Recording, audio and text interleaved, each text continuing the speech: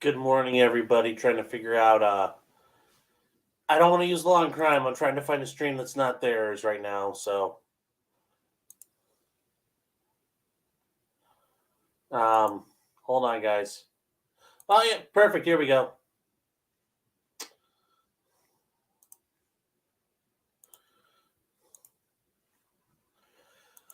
Oh, so the court upheld its privilege tab. Testified to it, is the jury going to get an admonition on this? Or? Well, how can I admonish them on it? Oh, excuse me, I haven't really spoke. Is that going to be? Are they going to be advised to disregard that question and answer? Well, we were going to talk about that before we started. We just have technical difficulties going on right now. Ooh, this is going to be interesting. I'm looking forward to hearing this. We might find out some good stuff. Give me 1 second, guys. I'll be right back. I mean, I know. Well, according to Paul, there's no internet hooking into it. And someone has been playing with this since I last left it, because I had to take it all back down and bring it all back up. And then somebody came in and turned it off, and they tried to bring it back up again. That was me. Okay. Why don't you go back there and tell them we're having Monday morning technical difficulties, and we should be with it momentarily. They know. We have one person waiting.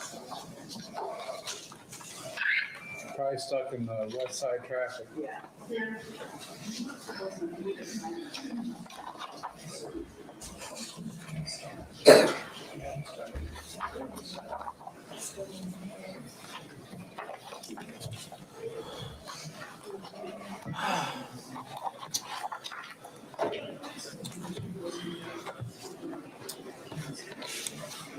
Morning, everyone.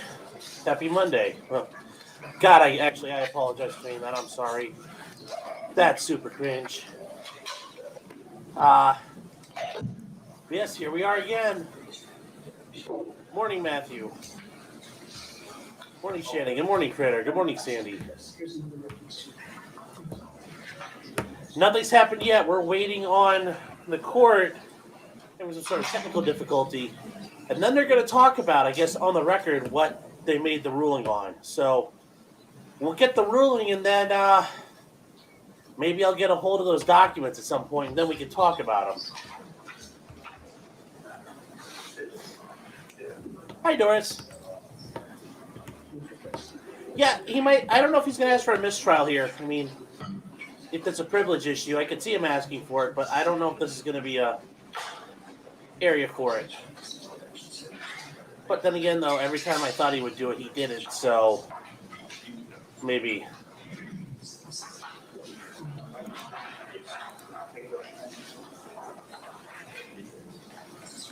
Some of the searches on here. Okay, so go Disney World. I wordy. This is okay. I have no further questions. No, I'm signing it as me. These are yours? Dr. Gina Moody would be mine. No, you signed it on my laptop.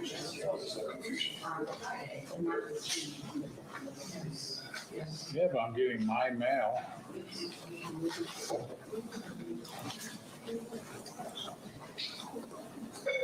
I have my mail, but the Google search engine's there. You're signing it. In Google, how do I sign out? Do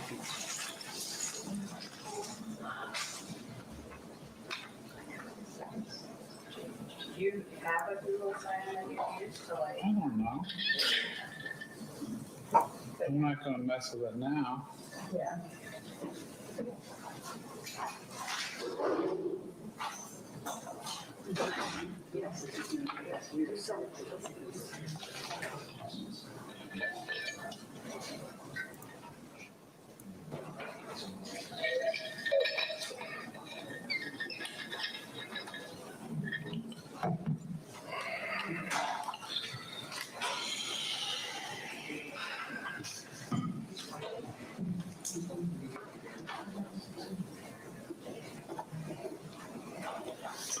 one of our jurors that hasn't made it in yet. I think they're up in that west side fiasco this morning. Ooh, jurors late as well. That's going to be interesting. It sounds like they got caught in traffic, though, based on what the judge is saying.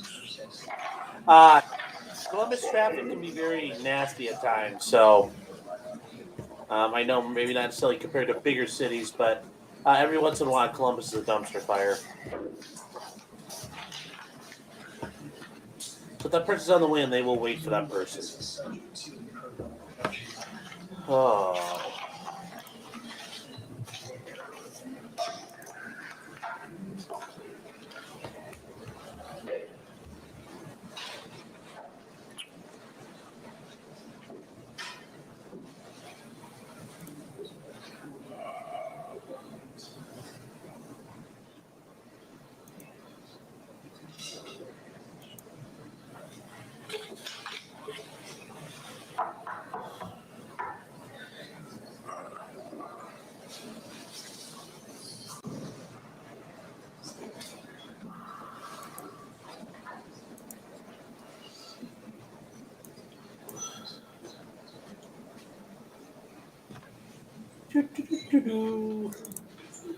Ah, this will be good to have. I wonder if you bring over a portable TV and hook that in. She's the closest.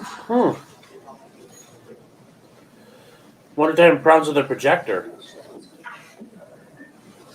Also, you guys, how's the volume on this? Too loud, not loud enough?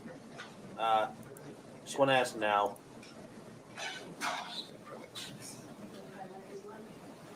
Yeah, 11, 14.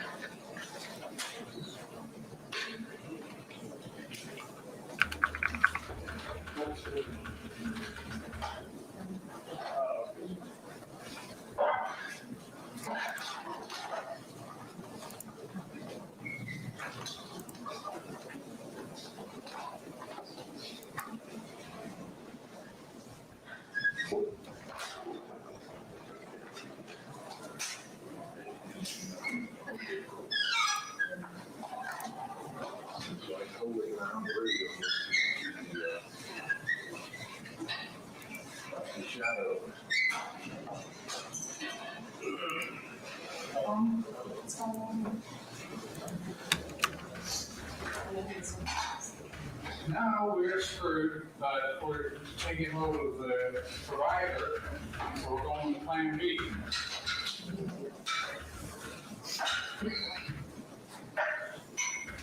All right, guys, sorry. I just got a big email I had to answer, so I apologize.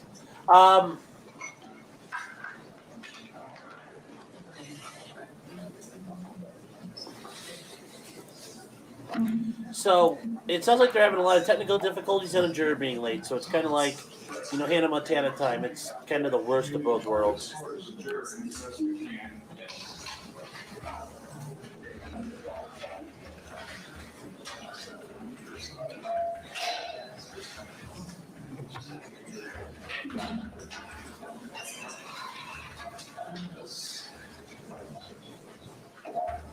Where's Panda? Is that gonna bug you too much? Caller, the mic's over. Well, we can't put it too far back, because we get a piece of water. That's quite good right there. That's the best I can do, guys. Until I can get documents shown. Now, will they be on our screens too? Or just on this? If we can get it in a couple minutes, sure, but if not, we'll go with what we got. Oh, so their judges done screwing around after a minute if it's not ready. I don't have anything voted on my laptop. I was relying on Notebook. Put it up the logo, Brad? That's my issue, is I don't have anything to stand. And because the first day I tried to use things on my laptop, and they're like, no, not working, so I was Hold trying on for a second, let's see if we can get it hooked up. We still are waiting on a juror, so I mean.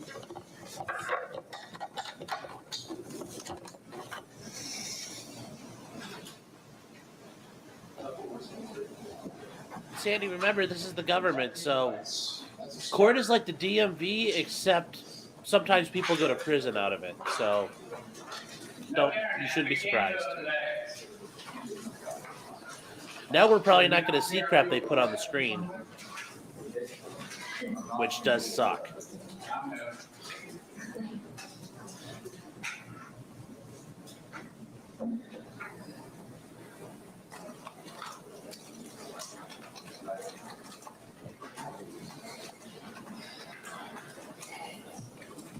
Set up.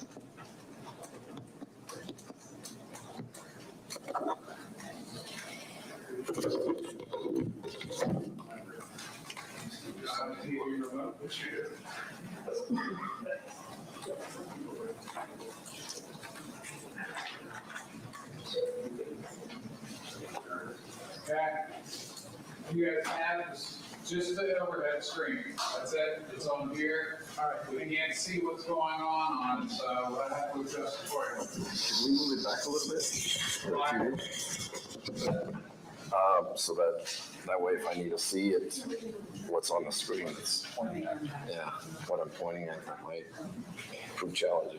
Well, I got the jurors, you can see it too. Somewhere in the middle, I guess. Good morning, Toxic. Who else is here today? Right Maybe now? we could test something. That showed up. I haven't said hello to. Hey, Road Dog. Test the document. and Hi, see. Christy. Mr. Thomas, can I bug you for a second, come up here and look at something? Oh, sure. Put it on there.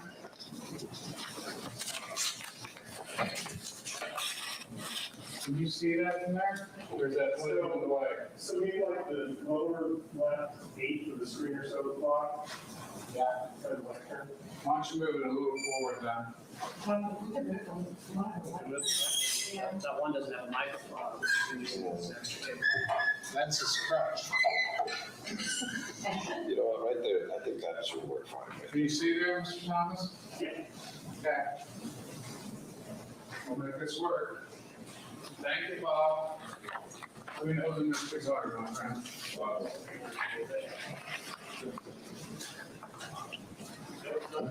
Got him on? Okay, well, we're gonna put this stuff on the record.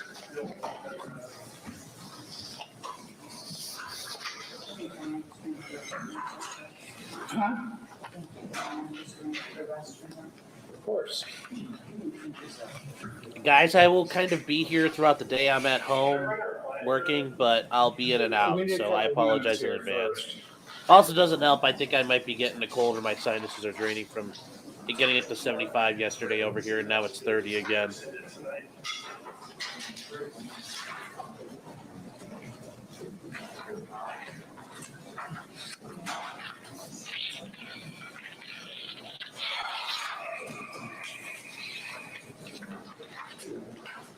Okay, we're on the record. We're currently waiting on one juror. Everybody's present. Just to put a couple things on. Oh, here we go. Here we go. Here we had go. some technicality issues with the jazz system. For some reason, the internet's not hooking in. We brought in a portable TV. It's facing the jury currently. It's hooked into the overhead only. Will they still run jabs? Wow.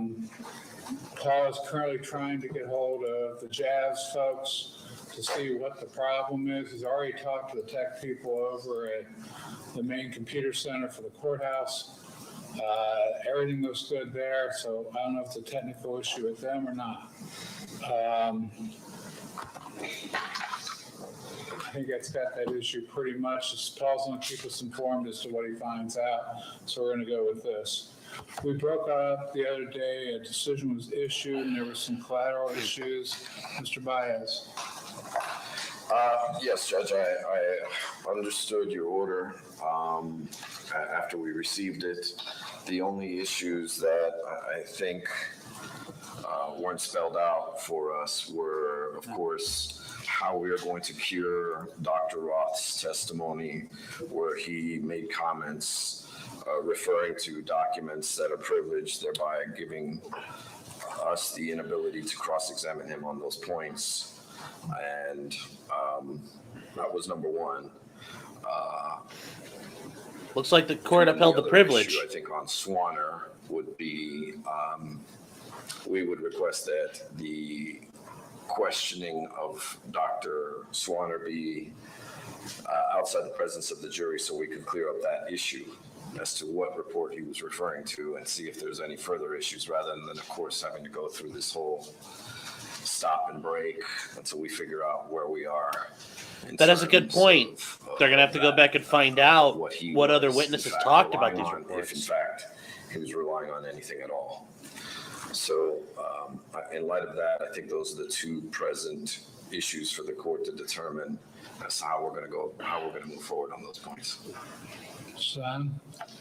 Thank you, Your Honor. Since your order, you asked Dr. Roth's testimony stand as it is. This is not newly discovered.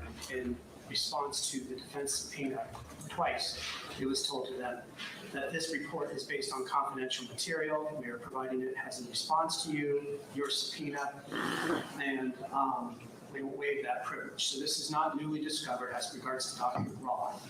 They were fully aware of where he was getting that information based on privileged material.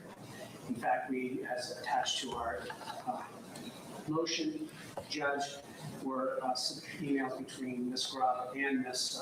Anechi regarding this document specifically as to stipulating as to its authenticity, which was agreed upon as long as a proper foundation was laid, and Dr. Roth testified personally as to it. So we don't believe that there is any further clarification needed for Dr. Roth's. Oh, there needs to be a lot of clarification. Hopefully we can arrange that later this week, and we'll deal with that when we get to it. Thank you. Judge, we would respond to Mr. Zion by saying, first of all, it's not a report. He's referring to having access to privileged documents, and this is his conclusion or things that he jotted down after going through privileged material. So absent having that privileged material, we can't cross-examine him on it. We were, of course, aware of that, as he points out, but also aware that we weren't going to have access to that privileged material. So I don't think that changes the fact that we have a confrontation clause issue. He testified about some phantom report, of which, in fact, is his work, his review of certain privileged documents, and he wrote down what he chose to write down, not some kind of report spit out by a computer somewhere at Mount Carmel. So, But didn't you solicit the information? I haven't questioned this witness yet. You're talking about prior, during pretrial motions? Subpoenas. Oh, excuse me. Subpoena, excuse me. It's early. So yes, we did, but this is in the fact-finding phase of the case as to whether we get some information and whether it's admissible or not are two completely different things. And in this case, it wasn't admissible because it came from privileged documents that the hospital still maintains and chooses to maintain the privilege. And the court ruled. So, this is all based on, if you look at the timeline of events, there's a court order precluding us from accessing this information. In addition to that, there's a witness testifying or writing things down for which he got from this information. Yes, it's great to have, but if we can't cross-examine him on it, this is an adverse party who is an interested party in the case, and we should be able to properly cross-examine him with the documents and with the proper materials that we would have to be able to accomplish such a thing. I would like to have what he relied on, and that's the only way I can properly cross-examine him. That's true. If you looked at these papers, I need to see them too to be able to see if you're lying or not, and I can't. So they can't have it both ways, having their cake and eat it too. And in fact, the prosecution was aware that this was based on privileged information and improperly solicited over our objections. So this is the mess they created, and not only with one witness, but with two witnesses. This is their witnesses. They should have prepped them. They should have told them to stick to what you know. Tulips the whole time with these report issues. It's not something that they kind of slipped out. This is something the court has worked diligently to try and make the right calls based on the limited information that it has, and as well as all the other parties involved. So they can't claim that this is some kind of a accident or mistake. They intentionally sought out testimony from a witness where they knew we couldn't cross-examine them on it. And I'll just leave it at that before I say. Look at him shake his head. Like, Dr. Swanner's testimony. He's very impulsive. Right, we're not talking about the current witness. Right, Judge. I mean, it was clearly spelled out in a letter from Mr. Peterson in response to their subpoena. And then later on by Mr. Goblet in Jones Day as well, and a title was put on top of it to make clear what this data pull was. He had put that in, they had put that in the letter originally saying this is based on privileged material to Ms. Menashe. And we're not waiving that, but here is the information you've asked for. And then when we met and asked, how do we know this is what that says? States Exhibit 27 prime. He said, well, it's in the cover letter, but I'll add it to this. And that was in November. He'll add the title to this. And he wrote another cover letter to both parties in November and said, I don't think there's any way you would know what the hell was in this by just reading a cover letter. And in that letter again, which is in discovery, which we've attached to our motion, it again states, this is based on confidential material, and it is, we're giving you the information, but we're not waiving privilege as to that confidential material. So, and then like I said, it wasn't like we were trying to slip anything in, Judge. We emailed them ahead of time and said, this is a very important document to us. Can we talk about its admissibility and the parameters of it? We attached that subpoena. Ms. Menashe. You still didn't prep your witness, and your witness stepped all over his dick. So it's not like we snuck this in on anybody. Oh, Jose's ready. Look at him. It wasn't until it had actually been testified to that there was an objection. So, oh, he's got something. This was not subject to any type of pretrial motion or a motion in limine by the defense. So I would take exception. Why would you have to do a pretrial motion in limine for something you know is privileged that you shouldn't have to tell your witness to stay away from? Something the judge said, don't touch, we can't talk about, but you still need to do a motion in limine. That makes no sense at all. That is bullshit. Did you just finish your testimony? High grade bullshit. I had just finished it, and then there was an objection based on. You guys, I was busy trying to get a decision out on Friday for you guys, so. Sorry? I was busy getting a decision out on Friday. I didn't get a chance to talk to my court reporter about where we left off. I believe we left off with me having no further questions, and then they asked to approach, and that's when all of this came to light. Okay. You ready? Judge, may I respond to this last information given to the court? I realize they take exception with my prior comments, and I'm certainly going to take exception with these. But now, this is just straight up trying to mislead you. All of the emails that were sent from Ms. Grubb to Ms. Benaschi were about this document. Had nothing to do with this document. In fact, we all had a sidebar with the court. And The the court waving looked at this documents around the court. Sure. I'm sorry. States Exhibit, I'm sorry.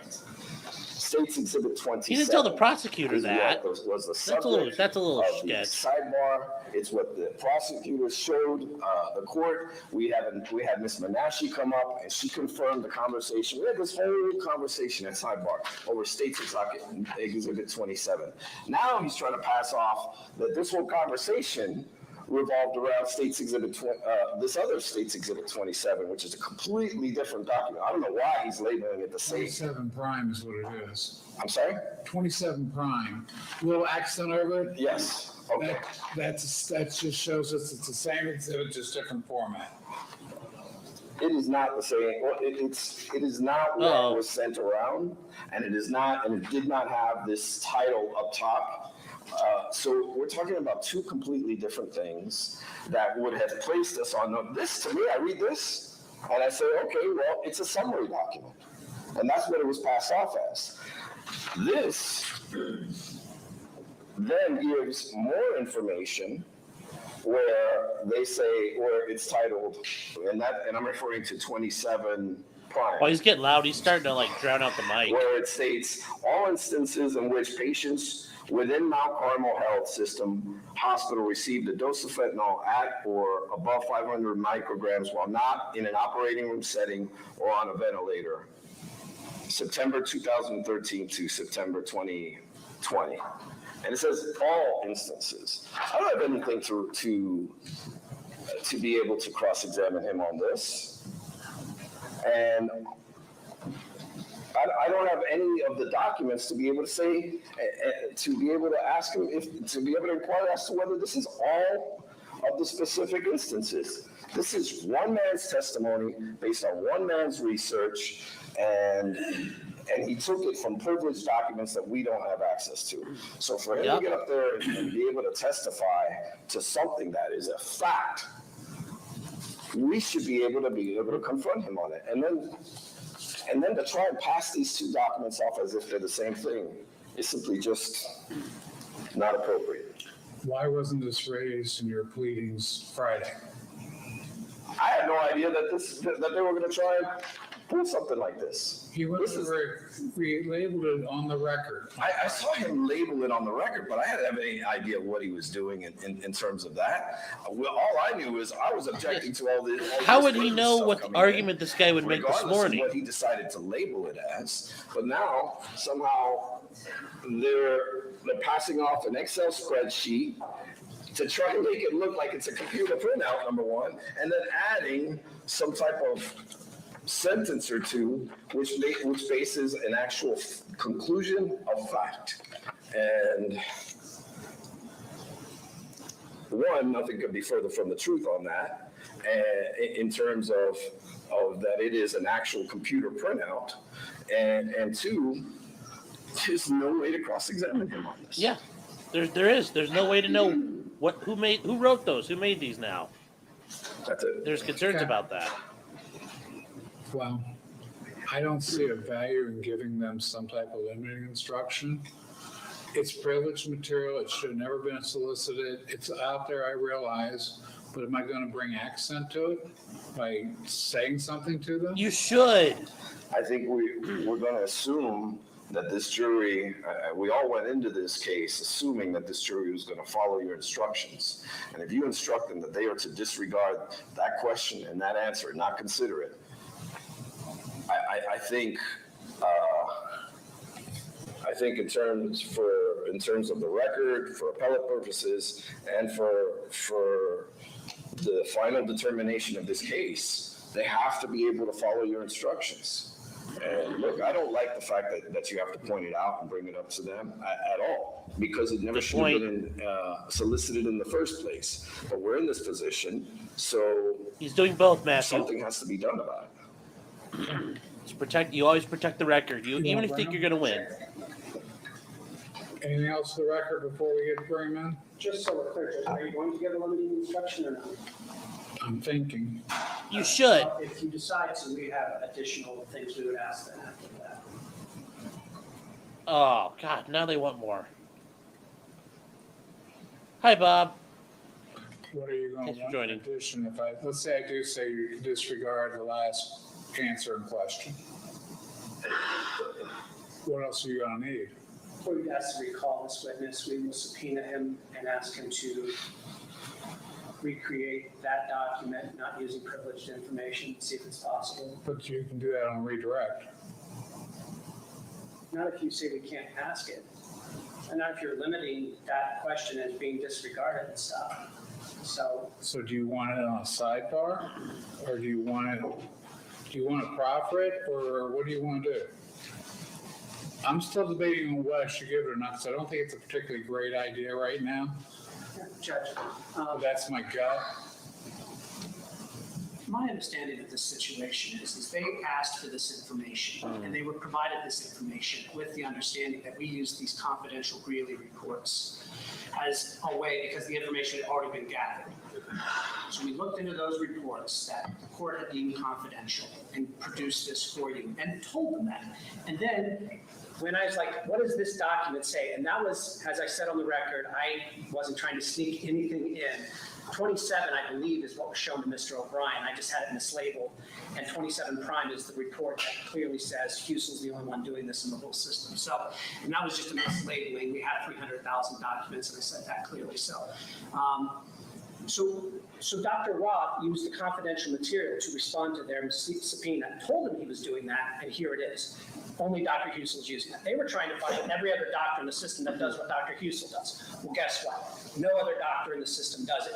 Here's your report. How do we know? We So- haven't seen all the and then reports. We can't Mr. verify Gowell in that. November said, I'll put There's this no way to clearly know on that. the top of it. That's what 27 Without seeing prime all the is. reports he And used, said, I "Hey, can't guys, we verify wanna that's a introduce true this," claim. And you saw those emails related He to could be fucking 27 lying. He prime. could be completely So, incompetent. He we could be believe- credible. We don't know because of your Don't know. admonition, you can't talk to Roth during the weekend. We believe that because his report is You could just talk to based Roth's on handlers. medical records of patients at Mount Carmel in the system that they can go through it long form without using the work already done by Greeley, we think anyways, and reproduce that report, assuming they come to the same conclusions, assuming that Greeley was correct, and then present all of that. So One that's- second, guys. So if the court says you can't use this information, you have to disregard it, I think the only way we can, get that in front of a jury, which I believe is relevant, is to ask Dr. Roth, we'll subpoena them, and, we've got another 8 weeks here together, so I'll see if you can do it within 8 weeks. and ask Oh, so funny. would be our option B on You this. say that like a man whose ass is not on trial. Of course, we would object to that. We weren't given proper notice of that. This is now, this is basically an expert report now, because here's the thing. Okay, it's an issue of fact, though. It's not an opinion. No, it is an opinion, because he's Well, reviewing how so? records. If they go through the records and they produce A to B, that's a fact. It's not A, I believe B. How do you know? What You it don't is- know what he did. What it is him going through records and making determinations that constitute these facts. Yes, So you don't know if it's a that's the fact or an issue. opinion because you And don't know what he having did a or looked report, at. There is no report that could be ran to see. You if can this say with was no in fact, certainty that's a fact. if this was in fact only Dr. Husel. This was something they had to do by hand. So therefore, and by reviewing records, so therefore he had to come to conclusions and opinions. Mm-hmm. Okay, you made your record. I have. Okay, let's bring the jury. So do we know what the court's going to do? I know what the court's gonna do. We would like to know. Okay, will you tell us? You'll find out, won't you?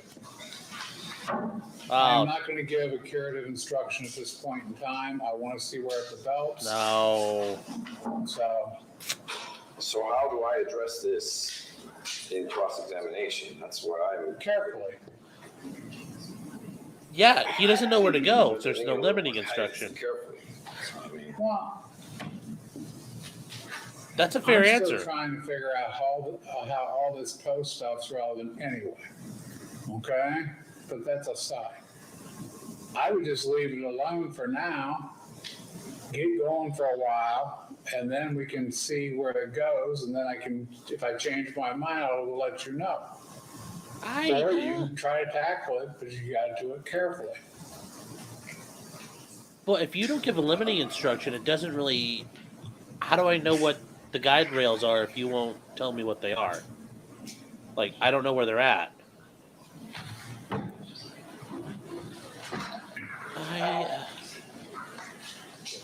I don't know, man. I don't know if I like that. I mean, I know, I definitely know I don't like that, but this ain't no good.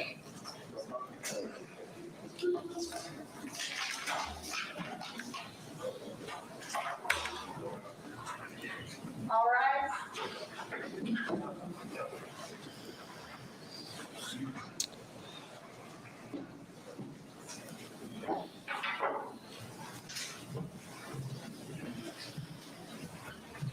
Yeah, I mean, and Matthew, Shannon, you asked how do you strike something from the record? The judge literally says, it is stricken from the record, you will completely disregard it. And therefore, it's no longer something you can refer to. So like in a closing argument, it's gone as though it never existed. Now, it'll be on the record, I hope you had a great weekend. read through, but... Continue with the testimony, Mr. Baez, your cross. yes, sir. Also, Critter, I'm a little offended. You don't think I'm good looking? My mom thinks I'm good looking. She thinks I'm a catch. Shannon, basically all the privileged material is still out, and they can refer to it and allude to it, and the defense is kind of screwed. Go ahead and get yourself situated. We're going to speak up. Oh, And God, I what forgot we're this doing guy's got, like, vote the... on Friday was we're going to be taking this stuff down, but we can't officially do it until the city does I mean, their. I got a widow's peak, but Jesus So Christ, you I may forgot how be bad this pleasantly dude's hair is. surprised this weekend and what might happen.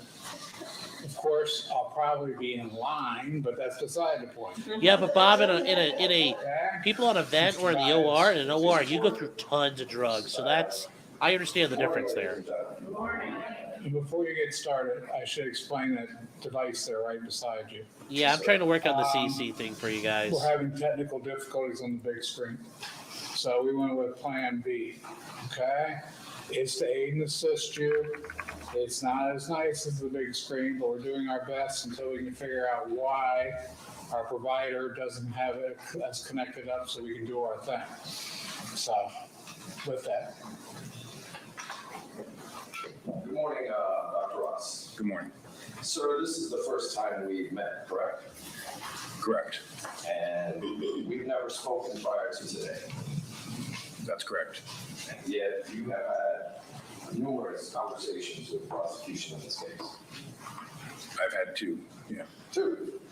Ooh, that's even better. Can you guys hear him okay?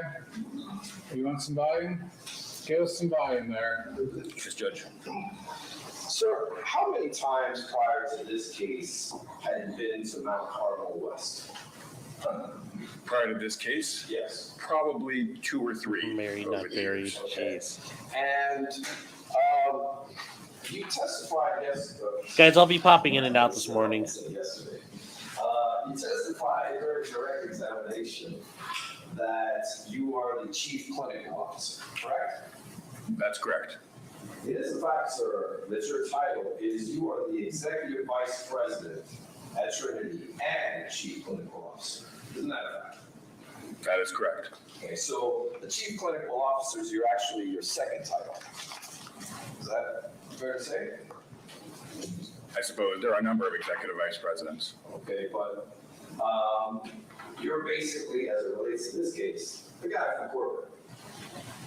Fair description? That's one way of phrasing it, certainly. Okay. Now, in light of that, Trinity has 88 different hospitals, Thereabouts, yeah, that's right. and it is a $20 billion corporation. Thereabouts, that's correct. And you were sent down to lead, I guess, to be the point of contact on behalf of Trinity. That's correct. All right. Now, you testified that, remember, let's talk about Project Lighthouse for a minute. You testified during direct examination that Project Lighthouse has tens of thousands of documents in it, correct? That's correct. It surprised you to know it was 273,000 documents. It wouldn't shock me, no. I drew the short straw, so I had to read that. Now, in light of that, sir, you guys went over everything. You guys had a plan for social media, correct? Correct. You even developed questions that were being asked and how to answer them, correct? Yes. All the way down to a Facebook post, right? I'm not directly familiar with a Facebook post, but Okay. If someone commented negatively on Facebook about Mount Carmel, there was a protocol on how to answer and when to answer, right? not to my specific knowledge, no, but You can't read that, those documents, not that I recall today. okay?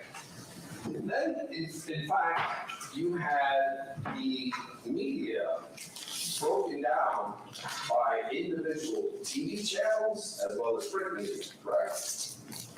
Not that I directly recall, but probably.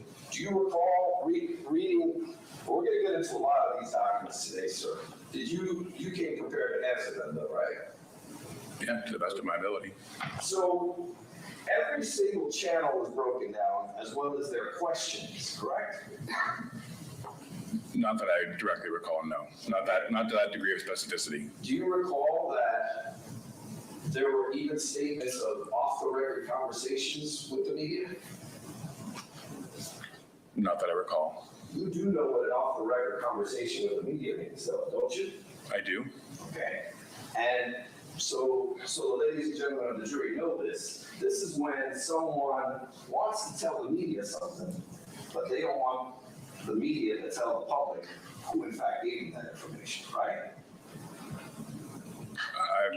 I'm not an expert on what the definition of off the record is, but it sounds generally true. But you would agree with that statement, Jim? Generally speaking. Okay. And that's not exactly the picture of transparency that you testified to under direct examination, is it? Well, speaking generally, doing other things, sometimes that's not about being not transparent. It's about providing information on a topic. Right, but if you don't want the public to know where it came from, that's not being transparent with the public, is it, sir? It depends on the nature of the conversation.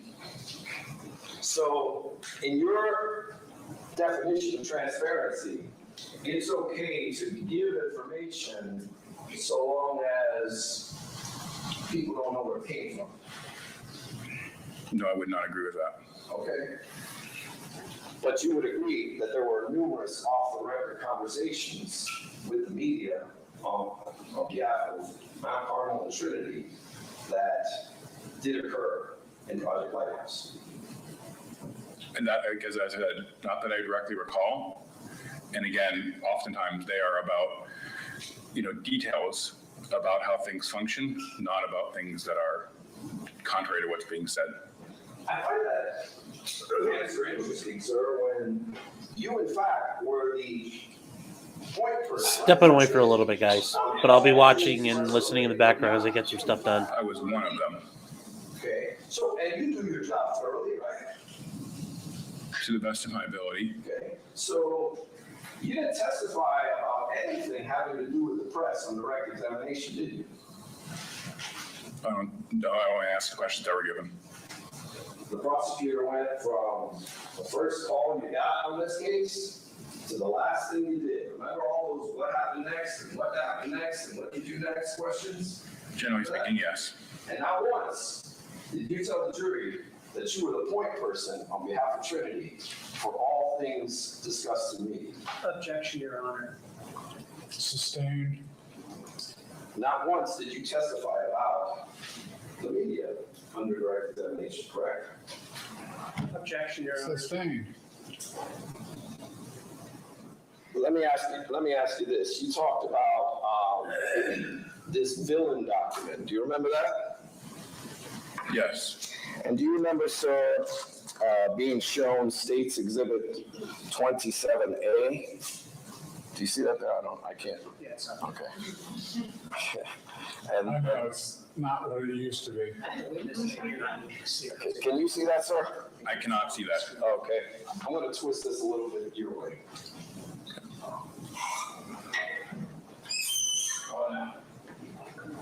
You might need to leave. Yeah, I was gonna say, if it's okay with, I'm Why good. don't you do this? Why don't you leave it where it was and you hand them the actual document where you need a copy for your screen, don't you? You know what, Judge, I can run back and forth. I got decent legs.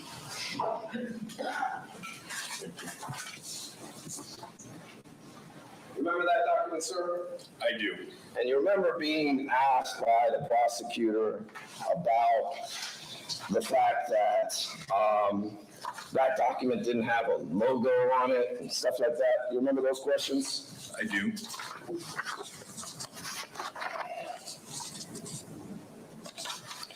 And in fact, I can find the document. Give me just a second. I have it. Can you bring that up for me, Allison? You can't bring it up. I think I might have found it. I need to put a sticker on it. Can I get a sticker? Now, the way things work here at Project Lighthouse is someone would submit a document or some questions or some statements, and then it would kind of get passed around and people would make comments, right? Generally speaking, yes. Okay. And then after that, decisions would be made, correct? Generally speaking, yes. Okay.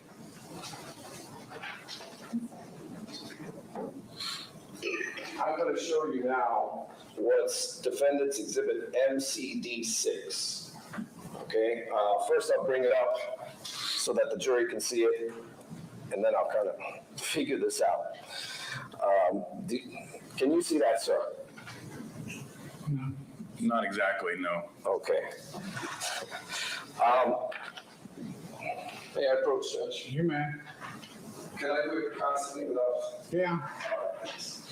We're gonna adapt to fit the screen. I'll take it back for this one. Yeah.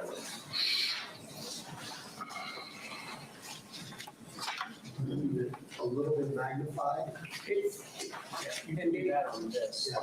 Yeah. Wind shut.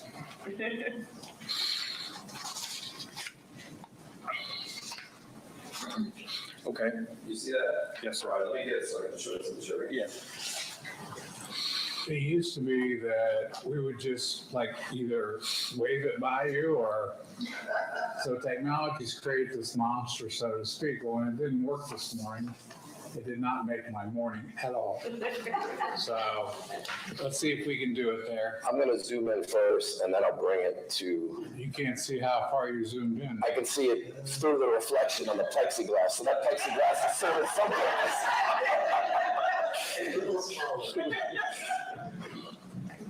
All right, let me, actually, I need to make it smaller now.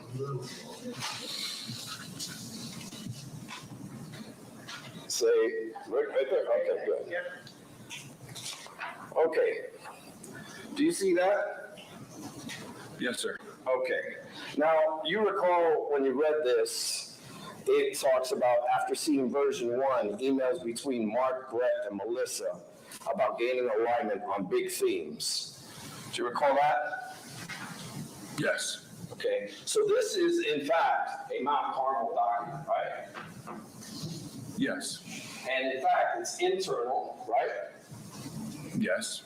And it is labeled confidential. Do you see that at the bottom? Can the jury see that? Where I'm putting it? Okay. Do you see that? Confidential? I see the word. Okay. all of these documents from Project Lighthouse were in fact confidential documents, were they not? I don't know that all of them were, but many of them were. Well, that's why you called it Project Lighthouse, so it could be protected under the attorney-client privilege, right? Objection, Your Honor. He's not qualified to answer that. Okay. Sir, these documents were ultimately disclosed because of the lawsuit with the nurses against the hospital, correct? Objection, Your Honor. If you know. Okay, I'll let him answer. Do you know? I believe that's correct. Okay, so they were never supposed to see the light of day. Isn't that a fact, sir? Objection, Your Honor. Okay, you asked him to speculate, but it's sustained. I'll withdraw the question, Judge. Now, the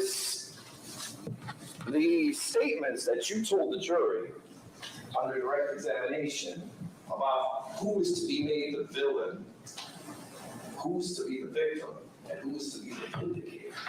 The vindicator was the hospital, right? I don't recall what again, as was not directly involved in that work at that time. Okay, but who's supposed to be the vindicator? You have no idea. One Superman, right? Correct. Okay, so it has to be one of the parties, right? The patient, Your Honor. He's answering, he was not involved in this document.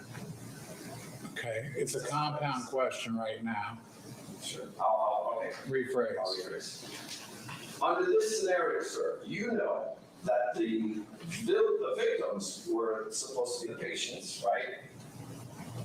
I believe that's correct. Okay. The villain was supposed to be Dr. Husel, the nurses, and the pharmacists, right? Specific to the document that you're holding, Yes.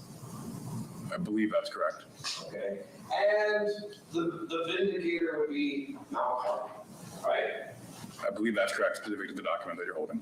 Okay, now you testified under direct examination, sir, that you had an outside consultant and that he's the one that came up with these ideas, right? There were a number, but he was one of them, the first one. Okay, and so we're clear, the person we're talking about under this document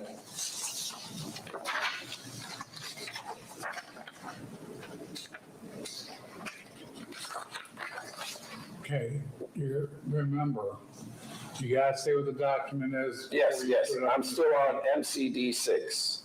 Okay. Now, you see, sir, Mark's comments, right? Correct. Can everyone see that? Okay.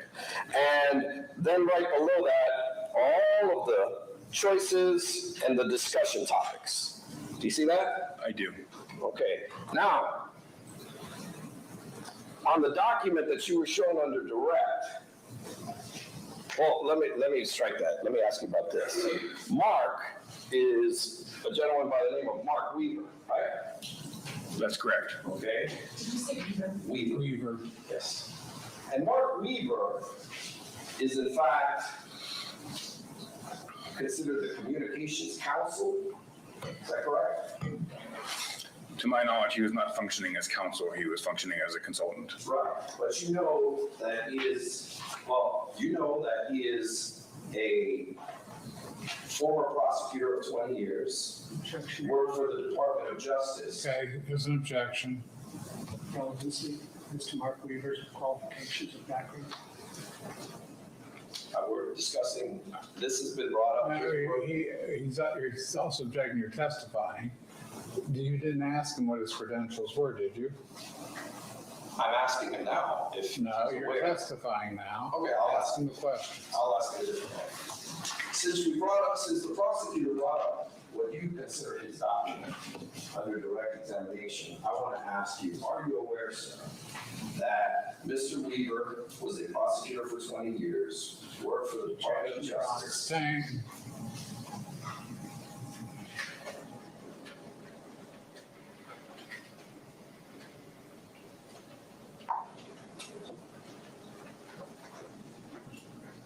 Sir, you said he was not acting as counsel, but he in fact was someone brought in because of his unique talents and skill, correct? I wasn't involved in his selection. His selection was prior to my involvement, so I can't speak to why he was brought in. Okay, but at some point you became familiar with him and his work, did you not? Indirectly, yes, and I met with him, I believe, once. Okay, and you were aware that he was the former Assistant Attorney General of the state of Ohio? I'll permit it.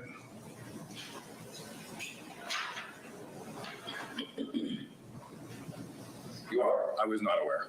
and were you not aware he worked for the Department of Justice? No, I don't think I was aware of that. Okay. So you have people making important decisions where you're the actual point person and you have no idea what their background is? Is that what your testimony is? Okay, he said that he wasn't doing it during that time. Are you asking about his total career? Because that's really not relevant. I think he did say, well, let me ask you about this. He was never actually terminated, was he, sir? I don't know the answer to that question. Okay, well, you testified about him, you guys moving away from him. There's no document in those 270,000+ documents that say that he is terminated, we don't want your advice anymore, or we're not gonna follow your advice. Isn't that a fact, sir? What happened was we brought in a different communications consultant and followed and worked with them to counter their advice. In fact, sir, you're referring to Gerard. I am. Okay. Gerard actually has been working for Trinity prior to this case, was it not? I actually don't know the answer to that question. If it's possible they were engaged somewhere else within the system. Sir, you're again the point person for all of this going on. Did you not know that Gerard had a 3-year contract with Trinity? Not that I recall today. Okay. And they weren't exactly brought on. They were involved as early as December 5th, Gerard was, correct? I believe that's correct, but I don't remember the specific date. So all of this is going on simultaneously though, right? When I say all of this, I'm referring to Mr. Weaver being involved and Gerard being involved, right? There was overlap. So what I want to get back to is the document that you were shown under direct examination, State's Exhibit 27A, which was really Defense Exhibit MCD 6. Do you see that, sir? I do. And you testified a few moments ago that the questions would be brought up, kicked around, comments made, and then decisions were made. Do you remember that? Generally speaking, yes. That's what I said. So on the bottom of that document, it states Ed's decision, right? That's what it says. And who is Ed? Ed is Ed Lamb, who at the time was the chief executive officer for Mount Carmel. He's the top guy at Mount Carmel, right? Correct. Okay. And this was more than just, this document is more than just something that was brought up by Mark Weaver that you didn't actually agree with. I know that's what you testified in direct. This, in fact, is what decision was made by Ed, right? Well, I believe what I said at direct was that it was a decision in time, but not the final decision. Now, Ed's not dead, right? Ed's the president of Mount Carmel. He's no longer with Mount Carmel, right? Correct. He was let go as well. He's no longer with Mount Carmel, that's correct. Okay. Now, the president of Mount Carmel decided that Husel would be the primary villain. The involved pharmacists would also be villains, as well as the nurses, not the two that had preceptors, right? I don't know the date on this particular document, but at that point in time, that was the direction, was not the final direction. Okay. And you testified it kind of changed direction at some point, right? Correct. Okay. And we've gone over some of those changes of directions, but there's no disputing that the president of Mount Carmel made the decision to make William Husel the primary billing, as well as the nurses and pharmacists, all of these healthcare providers, these people who work for you. It was made, the decision was made to make them a villain by the president of Mount Carmel, correct? Again, that was, at that point in time, that's what the document says. That's what the judge says. The document says was his decision at that point in time. Now, sir, you testified that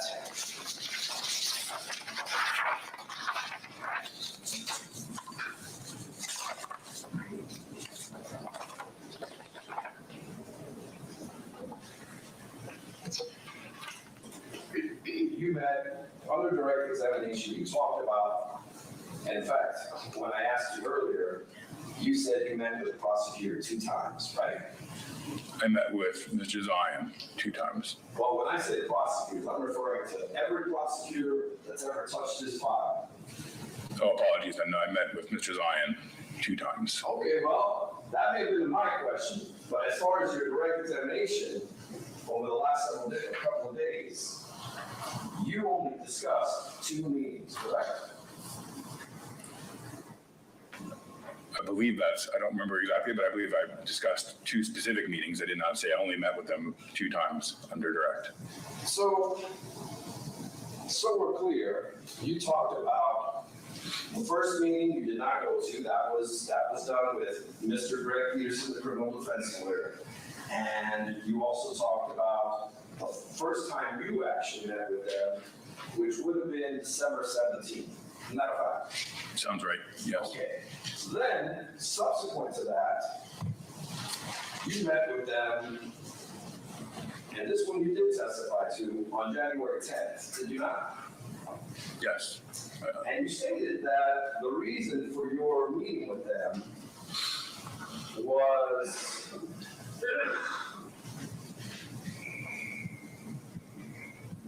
to go over what would be told to the families, to kind of get a little, I guess, collaboration with them on that? I believe what I said, and that was the purpose of the December meeting, Okay. was to discuss the timing with which we would speak to the families. Because we wanted to speak to the families, but did not want to do so in a way that would be disruptive to their investigation. Okay. And then you met again on January 24th with them. Oh, no, excuse me. Not that. Excuse me. On February 5th, you met with them with the prosecutors, correct? I believe that's correct. Okay. Thereabout. You didn't tell either the prosecutor or the juries in the last under direct examination what that meeting was about, did you, sir? To the best of my recollection, that was a meeting where they had asked me to prepare a document that would speak to the facts, the clinical details on those cases. And then, sir, you met again with them 2 days later on February 7th. Did you know? No, I don't remember meeting with them twice, 2 days apart. Okay. I'm going to show you. Let me get the actual.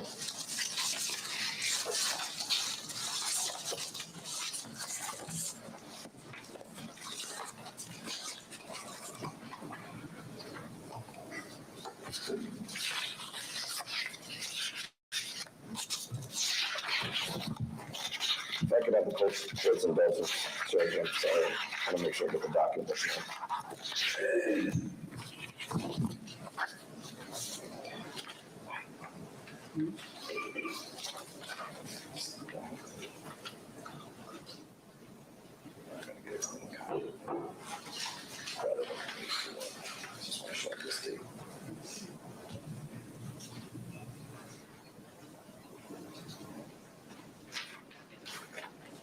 Judge, may I approach the witness? Sir, I'd like to direct you, I'm going to show you the timeline from Project Lighthouse. If I could direct your attention to the bottom of the page. Okay. February 5th and February 7th. Do you see that? I do. Does that refresh your recollection as to whether you met with prosecutors on those days? It says I did. Okay, so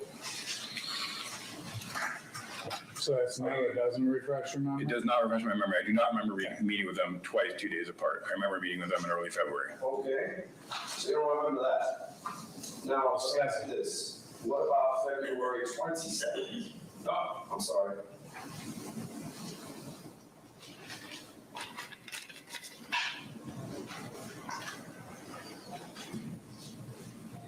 March 11th, 2019.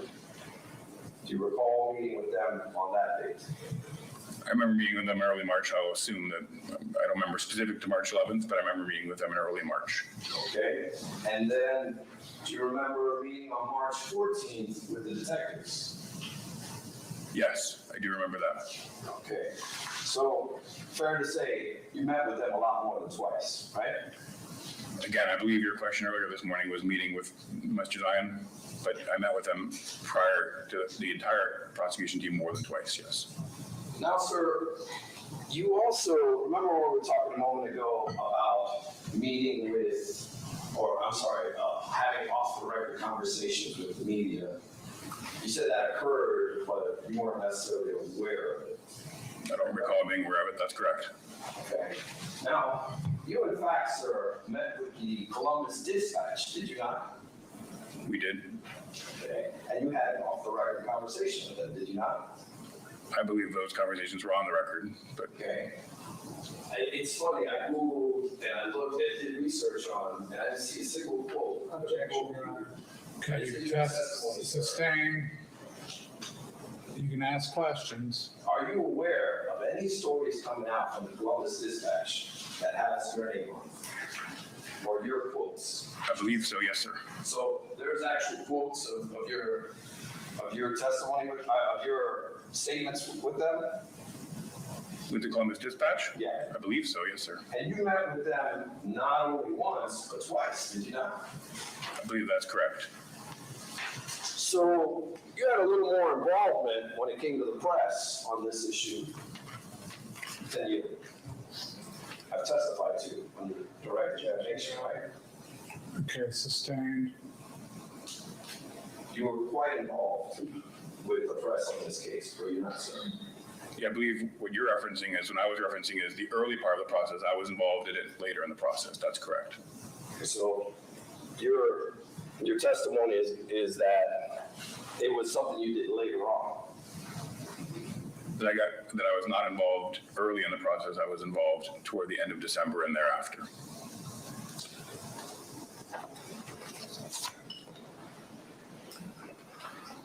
Now, out of the other 88 hospitals that Trinity has, how many of these hospitals had max dose policies with palliative withdrawals?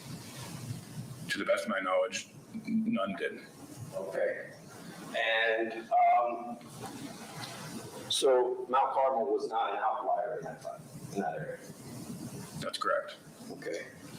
Now, you testified that the reports that were done by, I keep messing up her name.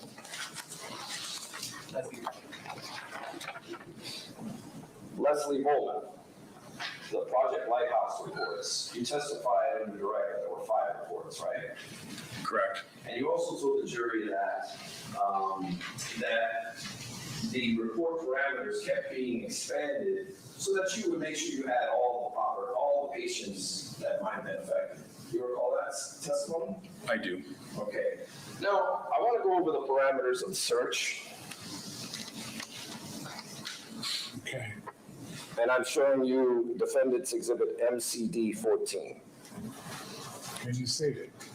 Since he didn't show it to you ahead. I can see it, Your Honor. Okay, Okay. Now, somebody can. so the first search that was expired patients, that means patients that have passed away, correct? Correct. Within 400 minutes from Dr. Husel, correct? Correct. To the patient's discharge date and time for fentanyl of 800 micrograms or greater. Do you see that? I do. Now, The second report was run the same thing, but the change was made from 800 micrograms to 500. Is that correct? Correct. That's consistent with your testimony that you expanded the parameters of that search, right? That the team did, yes, that's correct. Okay. And then we have report number 3, which was run on December 5th. And the change here is that you got rid of the 400-minute time. Do you see that? Correct.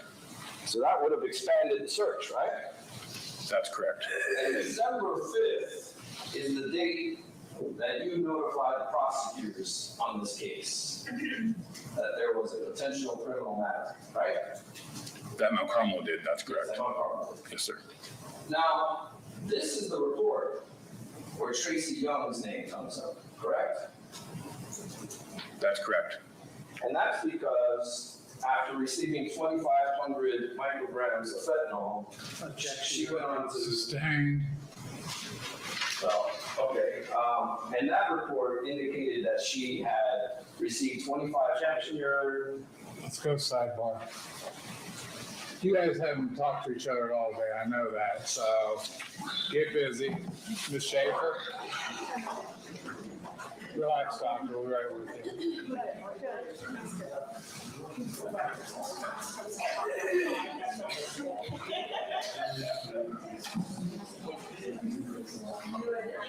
I know.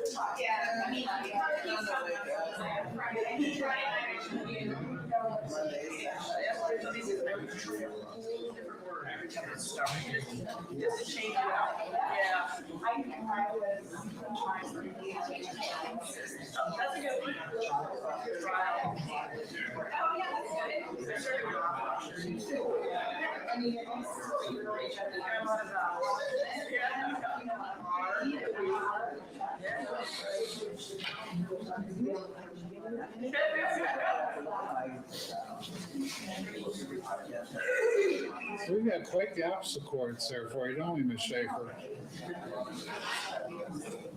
Are you ready there, Madam Court Reporter? Okay. I think, yeah. Ladies and gentlemen, we're going to get started back. Mr. Baez. Judge, I was advised that it might be easier for the jurors to see, actually, I don't know. Well, we had a problem All right. Sussy. We did a test run before you guys came in and they couldn't see it back that far, but if you can see it, both of you two at the end, can you see it up there in the top? Diane, if it could be darkened a little bit, can it be? I can't necessarily fix that. The answer is no. You can't see it because of the darkness on it? I can't, it's printed for me. What's that? I can't see what it is at all. Can you lower the lights? Relax. Glare, can you turn the lights down a little bit? Oh, okay. Well, that goes into this whole panel up here that's currently spinning. It's been spinning since I got in here around 8:25 or so. Okay, let's make the best with it. Go ahead. Doctor, I'll try my best not to use this as much as I can, okay? Yeah. So let's try that together if we can. You're aware that TY and Tracy Young are one and the same when we refer to them, to that person, correct? Correct. Okay. And you're aware that report number 3 on the 7th, that was read on December 5th, 2018, is the one that Tracy Young's name came up on, correct? I became aware of that after the fact, but yes, her name is on that report. Okay. Now, the question, I guess the exercise that we were going through was that your testimony under direct was that the search just kept expanding to be able to get more patients. You recall that? That's where we're at in the line of questioning? Yes, I recall that. Okay. And reports 1 and 2 did just that. We covered that, right? Mm-hmm. Now we got Tracy Young, right? And report number 4, which was run on the 19th, and report number 5. Let's go over report number 4 first. Report number 4 now basically goes, the only difference here now is it talks about using new medication data reporting parameters ordered at any dose, but it now limits it down to 120 minutes of the discharge date and time, which basically means that the person passed away within 120 minutes of getting the medication, correct? Correct. Okay. That, in fact, eliminated Tracy Young from that report, did it not? I don't recall the specifics of that report, but it would have.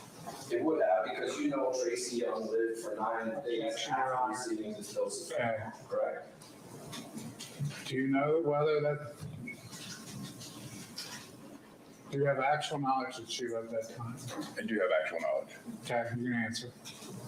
Correct? Correct. Okay. So, report number 5.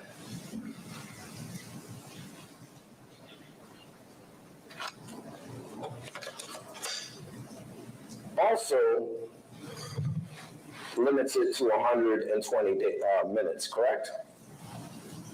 That's correct. Thereby, again, eliminating Tracy Young from these reports, correct? That's correct. Now, in the several meetings you had with the prosecutors, you never brought to their attention the name Tracy Young, did you, sir? That's not correct. Okay. And Well, I did bring Stop. Tracy Okay. Young to the attention of the prosecutor. And when exactly did you disclose Tracy Young to the prosecutors? So I personally discovered Tracy Young, not through that report, but through a different communication around March of 2019. And then I brought it to the prosecution, I believe it was in the middle of April of 2019. And that's because Dr. Husel had brought it up to his civil attorney's attention, correct? That's correct. And it was the civil attorney who asked Mount Carmel for the relatives of Tracy Young, correct? That's correct. Were you involved in the decision to tell Dr. Husel's civil lawyer that you had no record of Tracy Young ever dying at Mount Carmel? To my knowledge, that's not what was said, but I wasn't directly involved. My question to you, sir, were you involved in that decision to tell them? Objection, Your Honor. He's answered this question. He is not aware of this. Okay, stop. Finish your question. were you involved in the decision to advise the lawyer that you had no record of Tracy ever passing away at Mount Carmel? Your question makes an assumption that I'm not aware of. Okay, so you can't answer, well, hold on. You can't answer the question the way it was phrased. That's correct. Okay, new question then. So fair to say you were not involved in that decision, if that decision was made? If for that reason, Yeah, I'm trying to ask it in a way that you can answer. So my question to you, sir, is, it's your testimony that you were not involved in that decision, if that decision was made, or that the decision was made for a different reason. or if it was made for a different reason? That's your correct. testimony? Yes.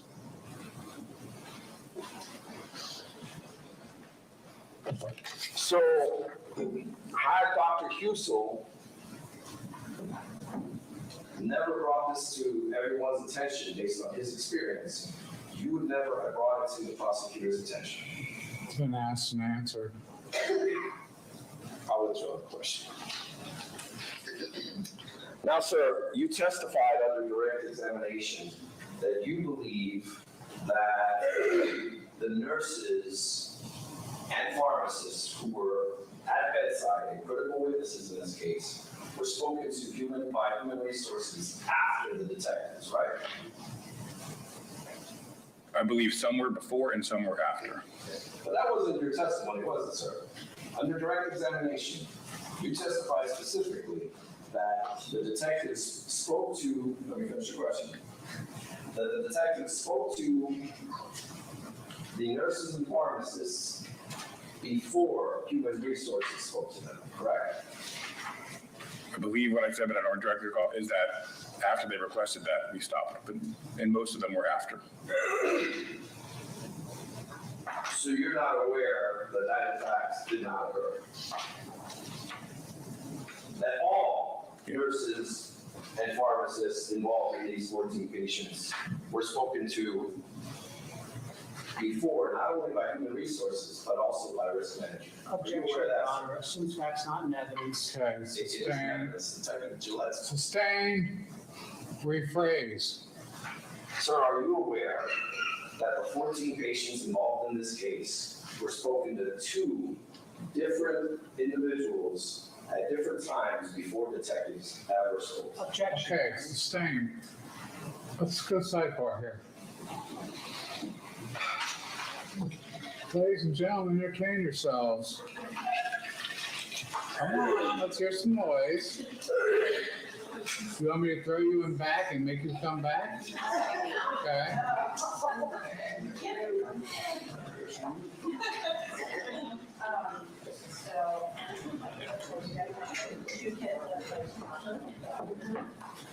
I have their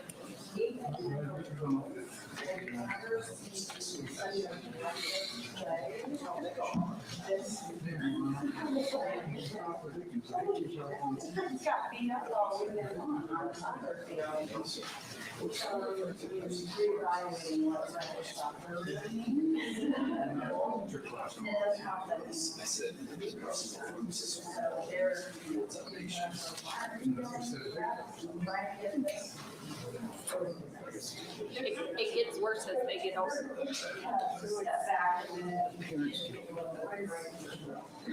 Girls, they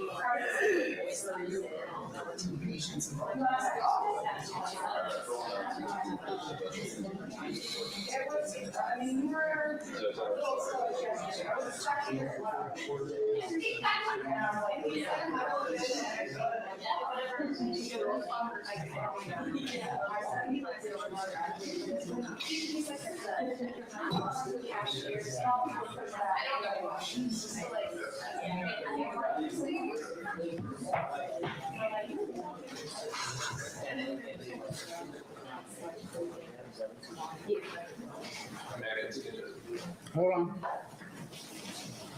What?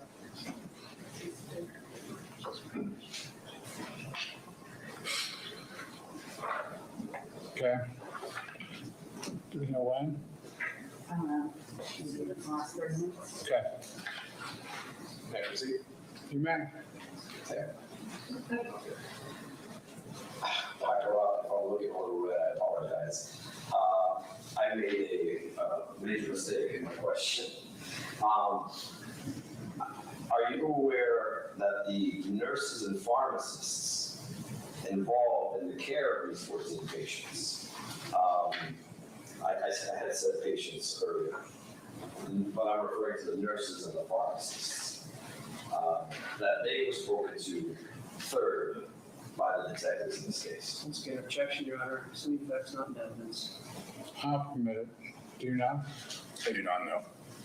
So when you testified on direct,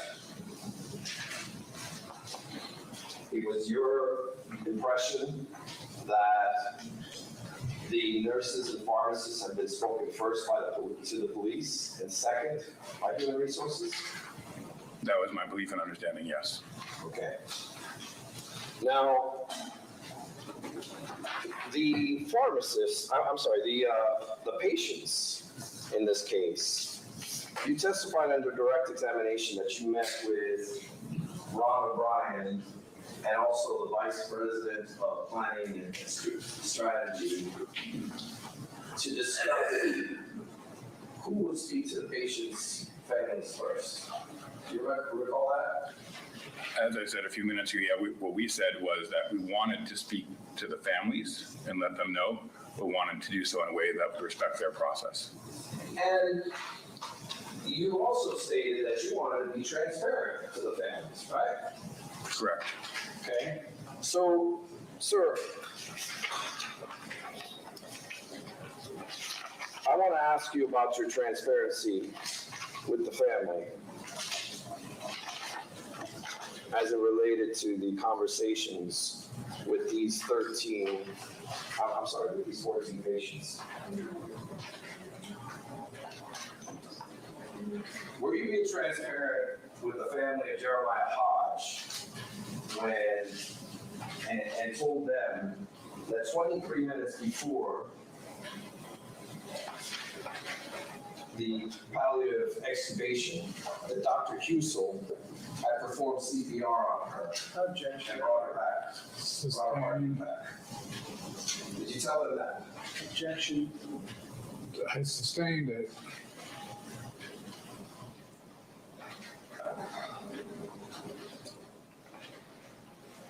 Did you give them that?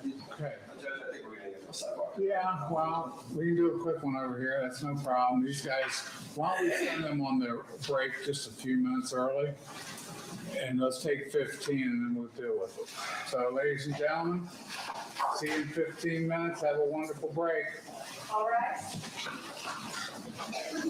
And I know I shorted you on testimony today in the first session. That was technical difficulty. Sorry.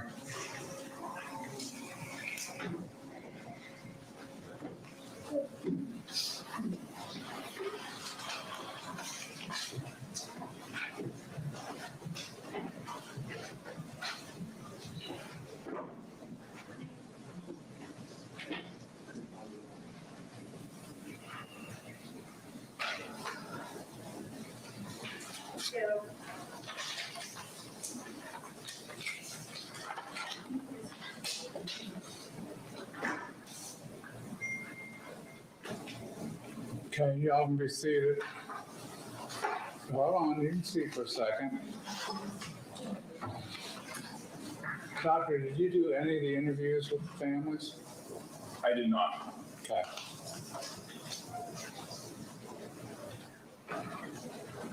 I think he testified he gave direction and he was a part of this process as to what would be told to the family. Yeah, but he wasn't there to tell the families anything. Okay, so I can ask him a different way. I'd rather the witness be excused for this charge. Okay, you may step out, go with Mr. Thomas, remember my instructions.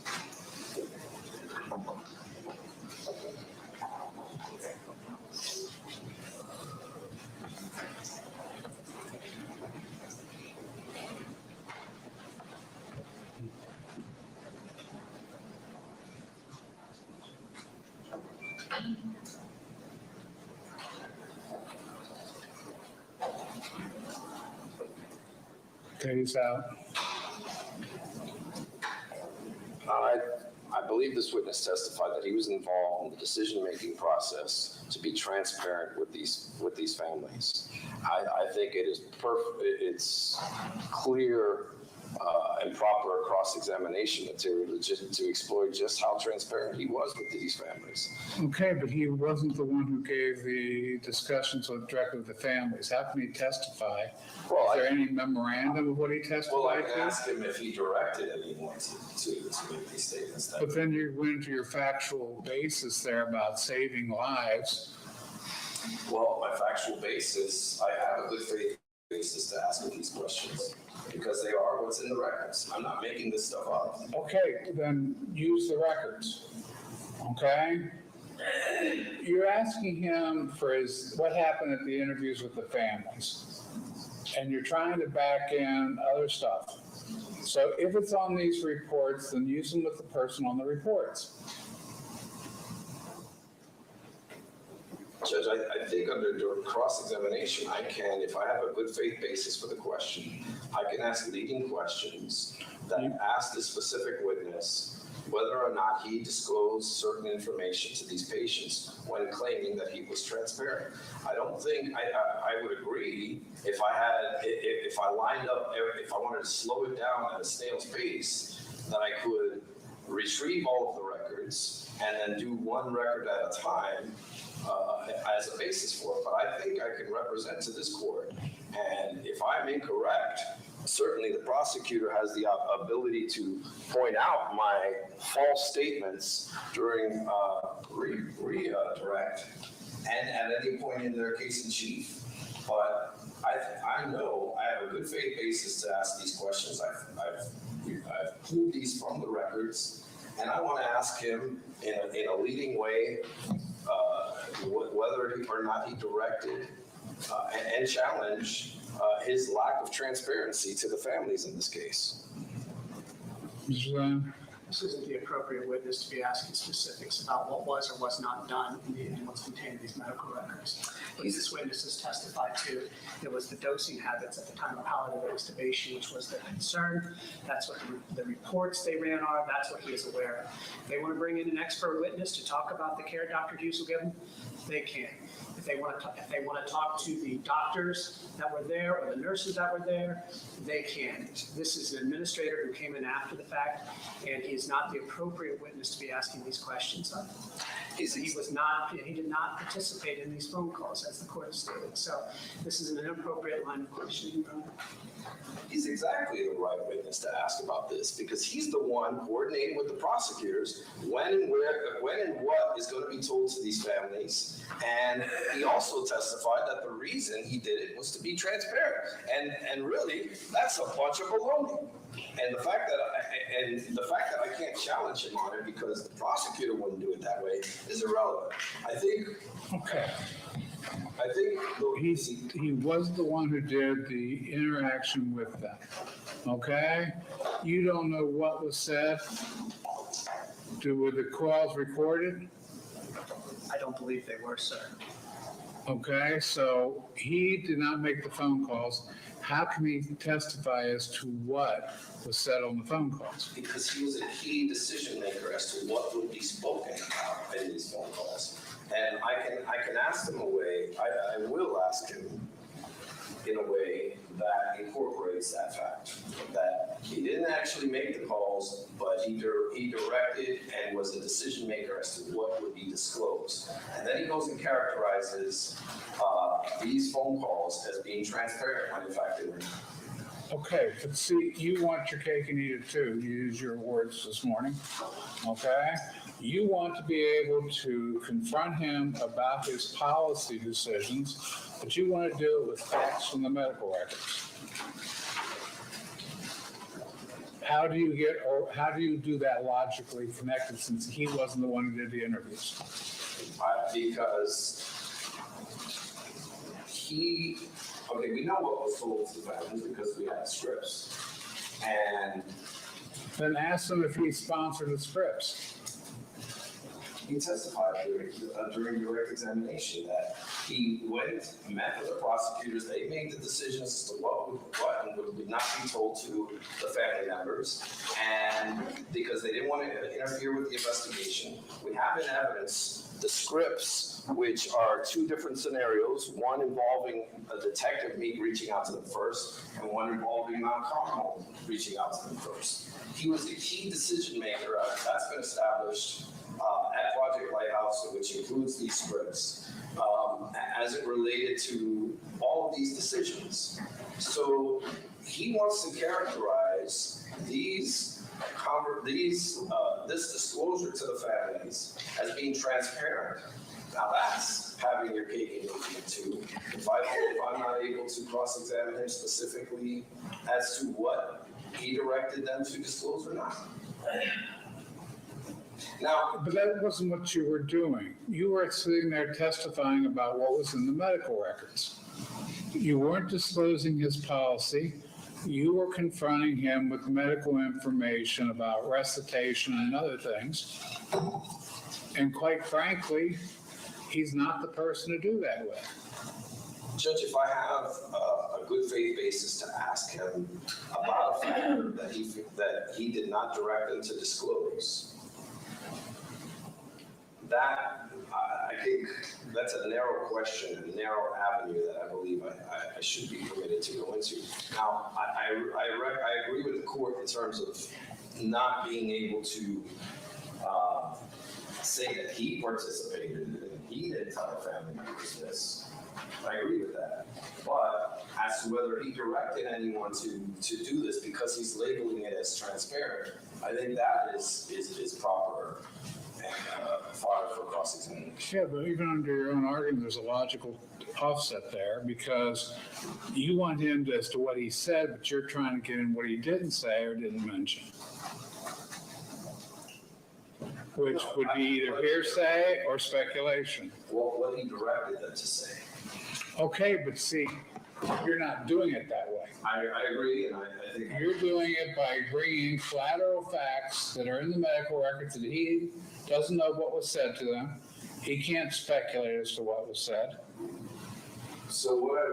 Let me see if I can do it this way, Judge. What I would like to do is I would incorporate the fact that I have a good faith basis for and ask him if he directed anyone to tell the family members that fact. Still a problem. You can talk to him about the policies. That's what he was testified to. But to go into the medical records line by line, how is that a good faith basis? You're asking him to speculate what's on the medical records unless he's got actual knowledge.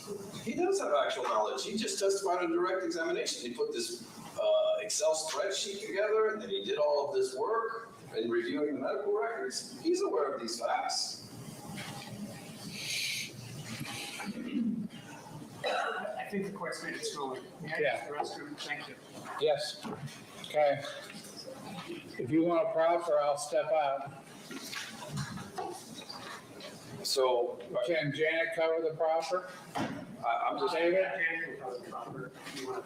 I was actually moving towards the restroom. I'll cover it. I'll be right back. That's all right, go ahead. I'm step off. I'm Judge, just so we're clear, you're denying my ability to be able to go into.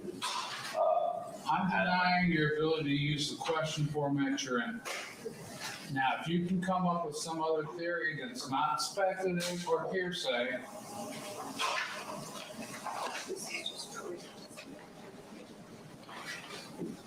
I have nothing to proffer, so you can go.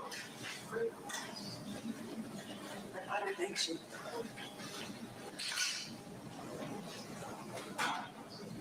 The shooting in Commissioner's Garage. Double shooting in Commissioner's Garage. We want the suspect in custody. That's that. That's all. They're all over here.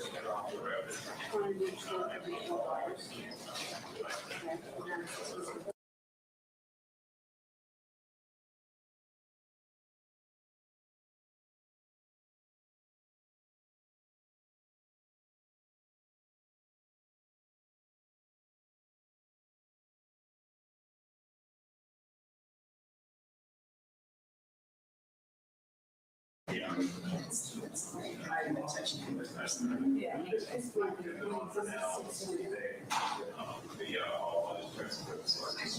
Okay, so we don't know when we need to pictures of those documents.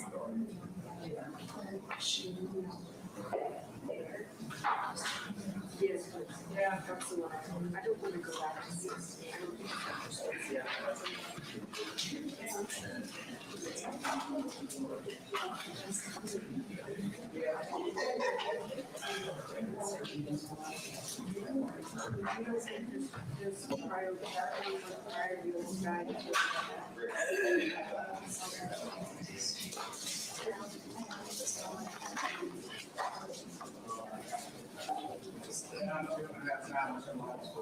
I went out to dinner Friday night, I did that dinner at the,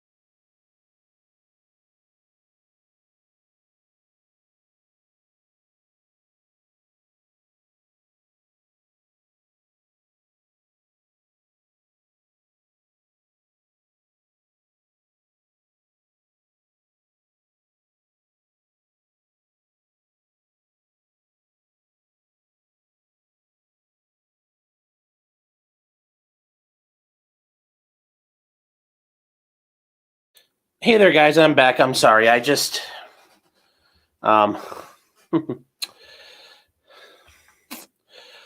yeah. I mean, I don't blame. I think somebody here mentioned earlier, why is he going on for this? Because he's going to be doing this for 7 weeks.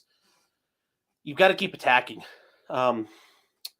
This could affect what he's trying to show with his witnesses later down the road. Number one. Number two, this is an issue for appeal. You always bring it up. Also, this witness just is not very competent. And he's, it sounds like he's talking about things and he's kind of referring to stuff that he did. And I agree with Baez that he's not speculating because he can talk about what he looked at. That's him trying to wiggle room in another way. And I don't blame him for coming up with that. But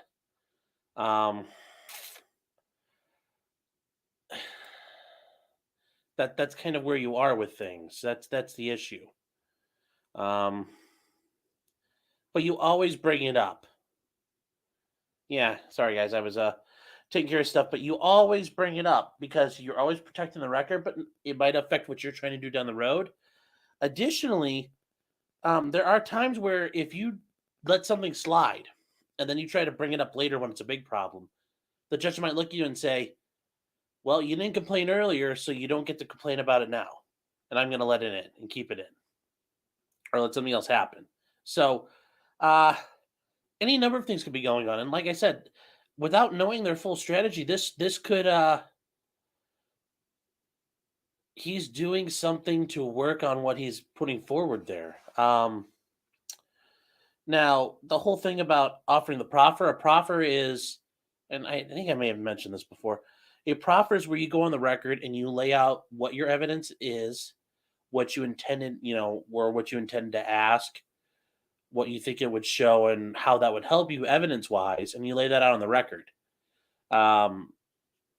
What does that do for you? Well, that lets the court know what you're looking at. It lets the appeals court know instead of having to speculate, because if they have to speculate, they don't. Now, this idea where he walks out of the room for a proffer, I haven't really had judges do that. If you're making a proffer on the record, you make your proffer. It's out of the jury's presence, but you do what you got to do there. So this judge is a little weird in that regard, but hey, that's every judge has their way of doing it.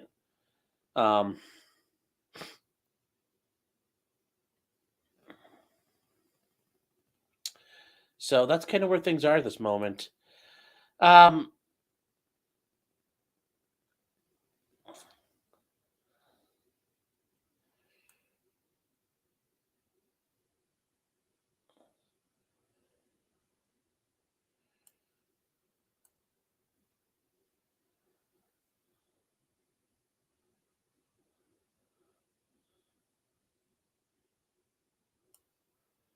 So that's kind of where we are with things, and it's always about protecting the record. Always about protecting the record. Doctor, you're still under oath. You may proceed. Well, it looks like we're talking now. Dr. Law, the reason that you met with the prosecutor multiple times and also with the media multiple times was because, in fact, you were aware that it was your position that your position would be strengthened by indictments, correct?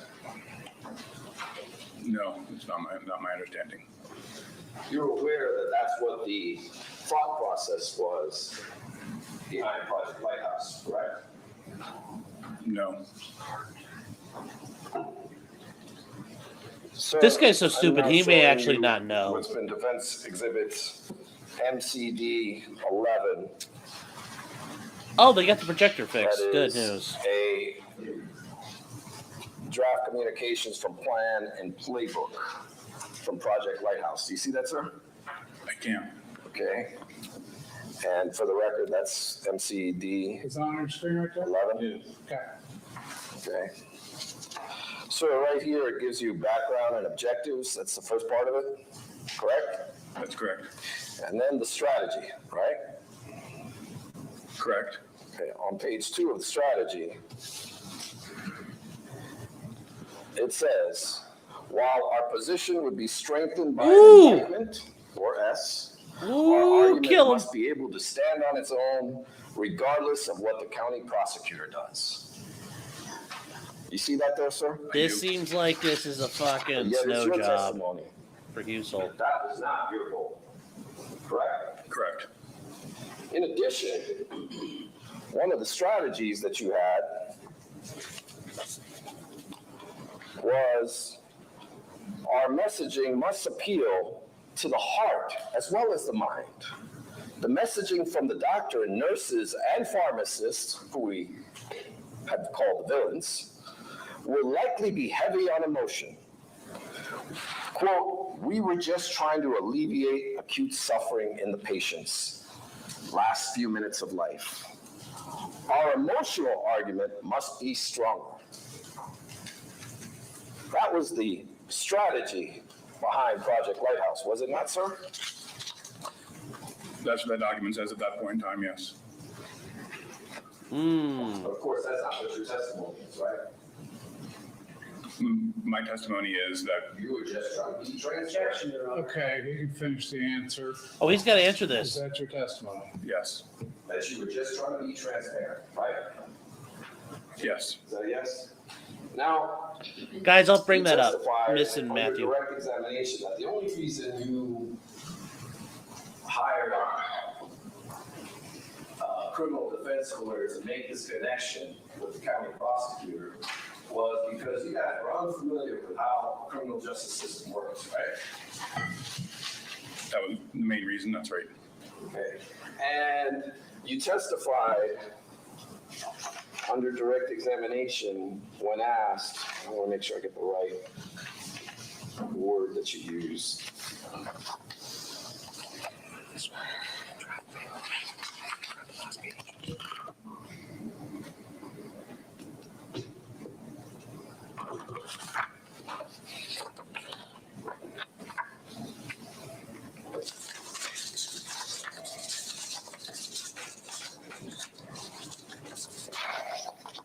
Dr. Roth, you know they say young eyes are better than the old ones, right?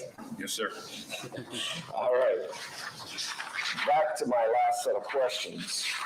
I'm again showing you the MCD 11, which is the plan and playbook for Project Lighthouse. On the last page, it says key audiences and spokespersons.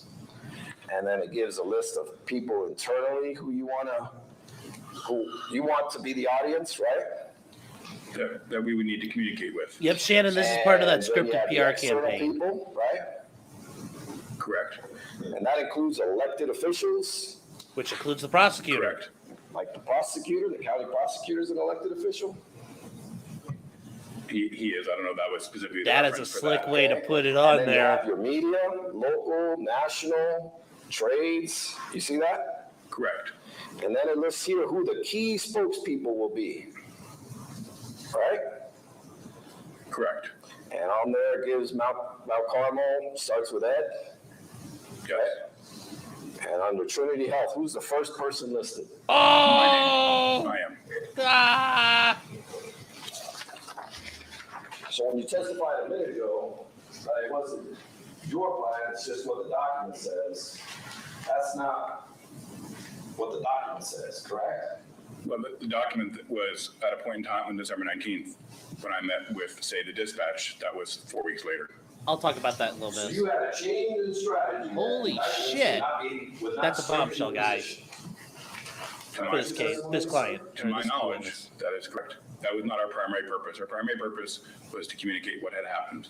But yet, it was you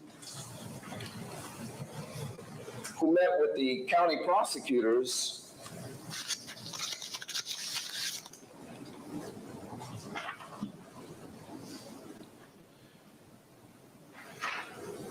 God, I think this guy isn't so dumb. He's a wormy fuck. twice. He's not that dumb. 3, 4, 5 times. Correct? Correct. And in these 5 meetings,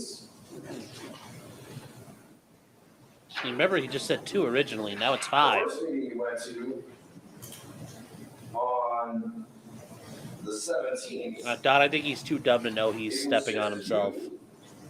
The general counsel for Mount Carmel, and the vice president of planning and strategy, right? That from a Trinity Health and Mount Carmel perspective, at the December meeting? Yes. Yes, I believe that's correct. So basically, it's you, a lawyer from Mount Carmel, and the press person from Is that Mount the Carmel, Shannon scripted And I villains? believe Greg Peterson was there as well. the criminal defense lawyer. Yes. So there's nobody there from Mount Carmel who was actually at the bedside or supervising those at the bedside to give facts to the prosecutors, right? That would have happened through other channels. My question to you is, there was nobody there Ooh, who was at the bedside or who supervised those at the bedside that could give them facts, right? None of those meetings. So then, the second meeting, it's you, again, criminal defense lawyer, you and 2 lawyers, right? Correct. Not even anybody from Mount Carmel. Right? Except the lawyer. Correct. Then the third time, it's just you and the lawyer, right? The third, can you give me the date for the third time, please? February 5th, Yeah, same group of people. okay? And you said that you don't recall. Pauline, it's a February hospital. 7th, so that I won't ask you about. But the next time, on March 11th, it's just you and the prosecutors, correct? No, I believe the same group of people were at each of these meetings, or at least those meetings. So you and the lawyers. Correct. Again, nobody from the bedside or who supervised those at bedside that can give them facts, right? Not within these meetings, that's correct. And that's because your position would be strengthened with an indictment, right? That is not the purpose for those meetings, no, sir. This was all before Dr. Husel got indicted, that you met with the prosecutors, right? Those meetings were before Dr. Hughes was indicted, that's correct.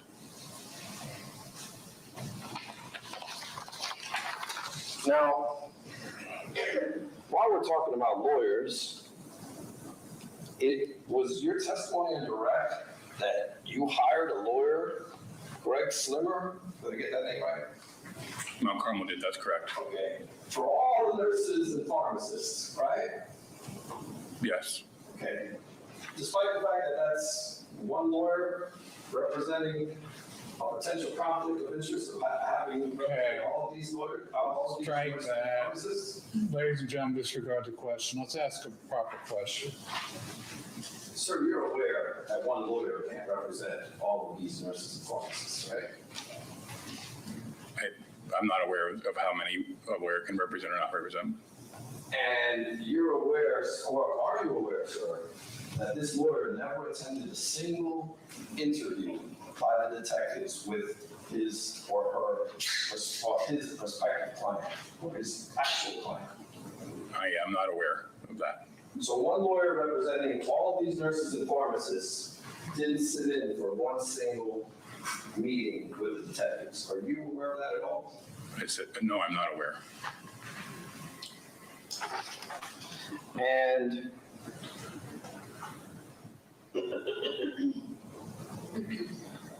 you stated that one of the reasons under direct that you asked by the prosecutor as to whether it was a concern whether a hospital or its administrators would be charged for the crime. Do you recall that line of questioning? Generally speaking, yeah. Okay. And you stated that it wasn't a prominent concern, correct? Correct. But it was a concern, was it not? Yes. Okay. And in fact, it was a concern because you're aware that there have been numerous hospitals and administrators who have been charged with their failure to control opioids. Is that a fact, sir? No, and I'm not aware of a parallel case. No, I'm not talking about a parallel case. What I'm asking you, sir, is you're aware that there was a major crackdown on hospitals and administrators as to their control of controlled substances.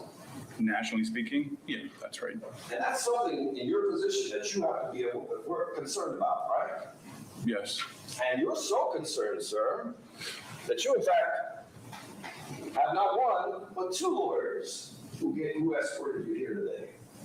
Right? Okay. Objection sustained. Sir, you've retained your own criminal defense counsel, have you not? Yes, I have. Objection, Your Honor. How's it relevant? He has the right to counsel. Everybody has the right to counsel in the United Yes, because States. it's an obvious concern of potential criminal charges. Okay. You lay outside of the No, we're done. Sustained. Next question, disregard the last question in the conversation. Sir, you stated. Fair enough. That's a under fair- direct examination that you recall a line of questionings about Katie Varga not being a clinician. Do you remember that? I remember asking whether she was or wasn't being asked whether she wasn't a clinician. That's correct. Katie Varga didn't conduct this root cause analysis investigation by herself, right? Correct. There, in fact, was a team of medical professionals that were involved in this, correct? Correct. Including yourself. No, I was not directly involved in that. You didn't supervise it or were a part of it in any way, shape, or form? I reviewed it after it was completed. And you were aware that palliative care specialists were also involved? Correct. Now, sir, you also testified about your self-reporting to all the numerous agencies. You remember that? I do. And your testimony is, again, that you were trying to be transparent, correct? Correct. And part of that transparency was self-reporting to CMS, right? I believe so, yes. Sir, you know that you were contractually obligated to report to CMS under the ACO. Isn't that correct? Correct. So it wasn't because you were trying to be transparent, a good guy. You had to report to CMS. Otherwise, you would have been in violation of that contract with CMS, correct? Oh, excuse me, with ACO. Yeah, because specifically this is about the ACO, not about, on direct, it was around Mount Carmel's participation with CMS. Those are two separate issues. And you had to report to them. With regard to the ACO, yes, sir. And what is the ACO for the ladies and gentlemen of the jury? What does that mean? So the ACO is a relationship that Trinity Health enters into with Medicare to be accountable for the quality, cost, and experience of patients who have Medicare across Trinity Health. Judge, if I could have a moment, I want to see if I have anything further.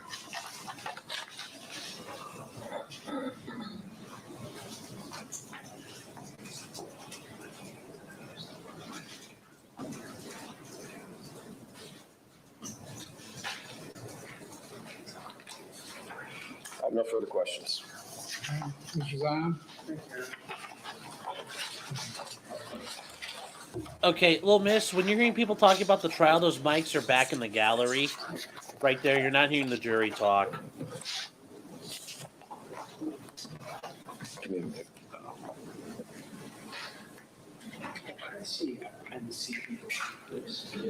So I'll address that real quick. The jury's talking amongst themselves because he doesn't want them to just sit there. Because jurors are going to be very hesitant to do anything without the judge telling them what to do. So that's it. They're allowed to talk amongst themselves. It's not about the case. They can bullshit about normal topics. But if he doesn't tell them, they just kind of sit there and look like idiots. So Mr. Jose, that's what that's all about. A moment ago, referring to what they've labeled as MCD 11, and him quoting, I believe it was this first part, our messaging must appeal to the heart as well as to the mind. Was that what he was referring to when he was quoting from this? Or was it on a different page? I believe it was that section. This is the section. The messaging from the doctor, nurses, and pharmacists, as he's quoting it, he said, who we will call the villains. Is that in there? Is that actually in there? It is not. Oh, okay. let's talk about this villains document. Did that plan get implemented? It did not. When did that plan change? To the best of my recollection, it was around between the week prior to and the week after Christmas of 2018 and early into 2019. And is that the time you were taking over this investigation and this crisis? I was more directly involved, that's correct. I'm sorry. I didn't hear your answer. Someone coughed in the back. Yeah, I was more directly involved, that's correct. And was it your specific intention to not go that way and go a different way? That is correct. And what way did you believe was the appropriate way to handle this situation? To inform the families what had occurred and what we were doing to investigate it and to share that publicly at the right time. And as you testified, And public agencies. other agencies, yes, that's correct. And did that include the county prosecutor's office? It did. And did you dictate to the county prosecutor how they were going to conduct their investigation? I'll permit it's transitional. I Any other question? I did, Your Honor. Okay. I did not. Did you dictate to the homicide detectives how they would conduct their investigations? I did not. Did you defer to the county prosecutor's office? I did. On the matters of their investigation. Did you defer to the detectives, the homicide detectives? I did on the matters of their investigation. Did Bill Gillette, did you meet Bill Gillette? Do you remember who that was? I do. Is he a doctor to your knowledge? He is not. Did he have a strong grasp of We deferred, but we've also guided what documents we've given over. to your understanding? To my understanding, he did not. Are you a doctor? I am. Did you have a grasp of the medical issues that were involved? I did. Objection. I'll permit it. Let's move. In these meetings with the prosecutors and the police, did you explain to them the medical issues involved? I did. I spoke to them to the facts.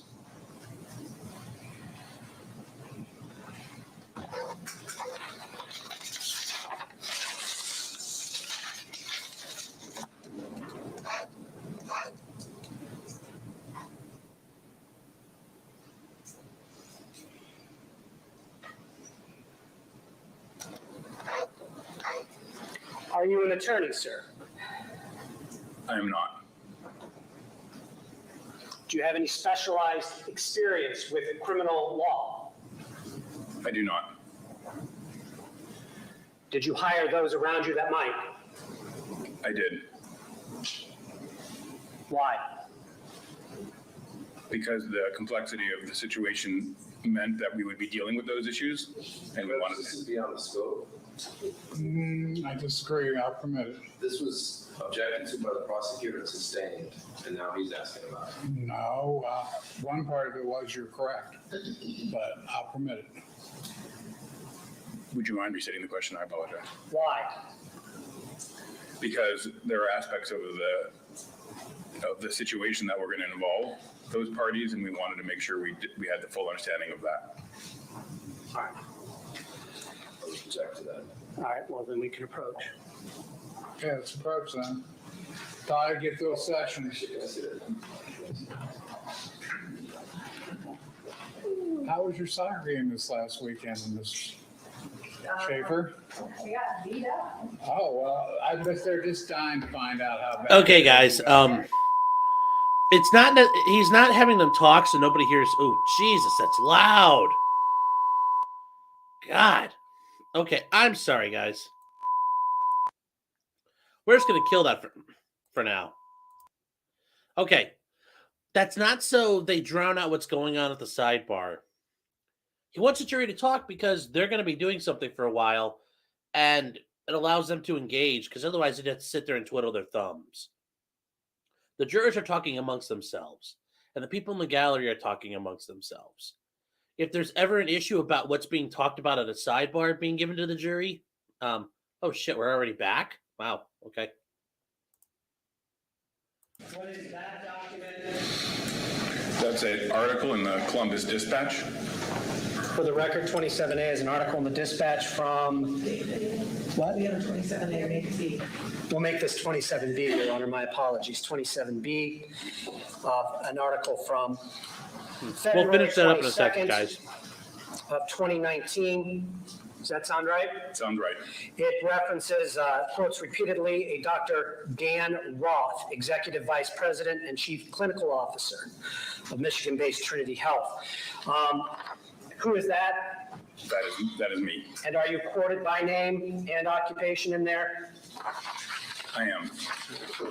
So when you recall giving interviews with the media, did you do this anonymously, or I think the phrase was off the record, or were you identifying yourself and being quoted in those media releases? I was identifying myself and being quoted in those. Was this part of your effort and Trinity's effort to be transparent in this process? It was.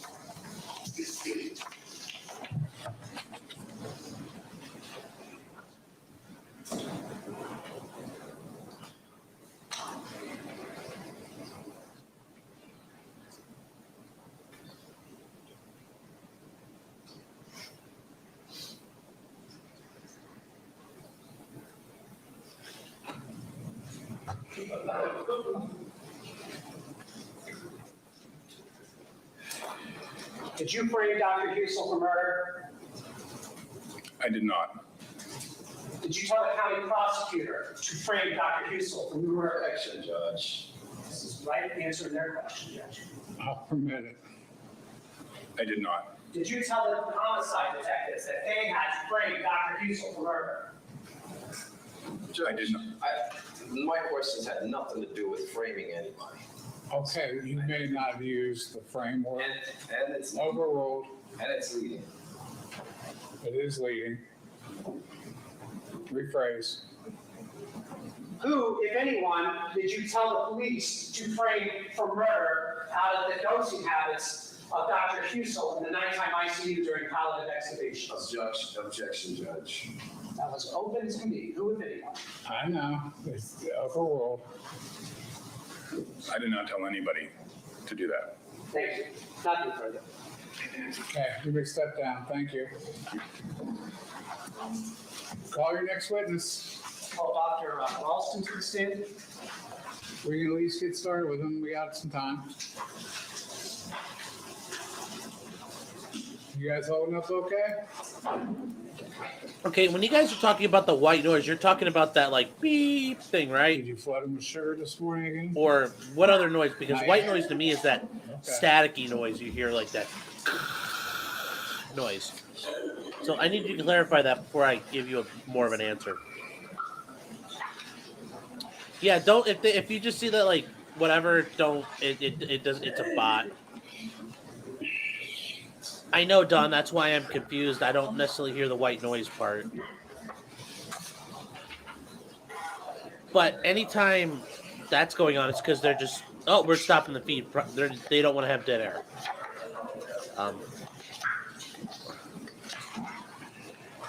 Guys, and I missed it. I'm sorry.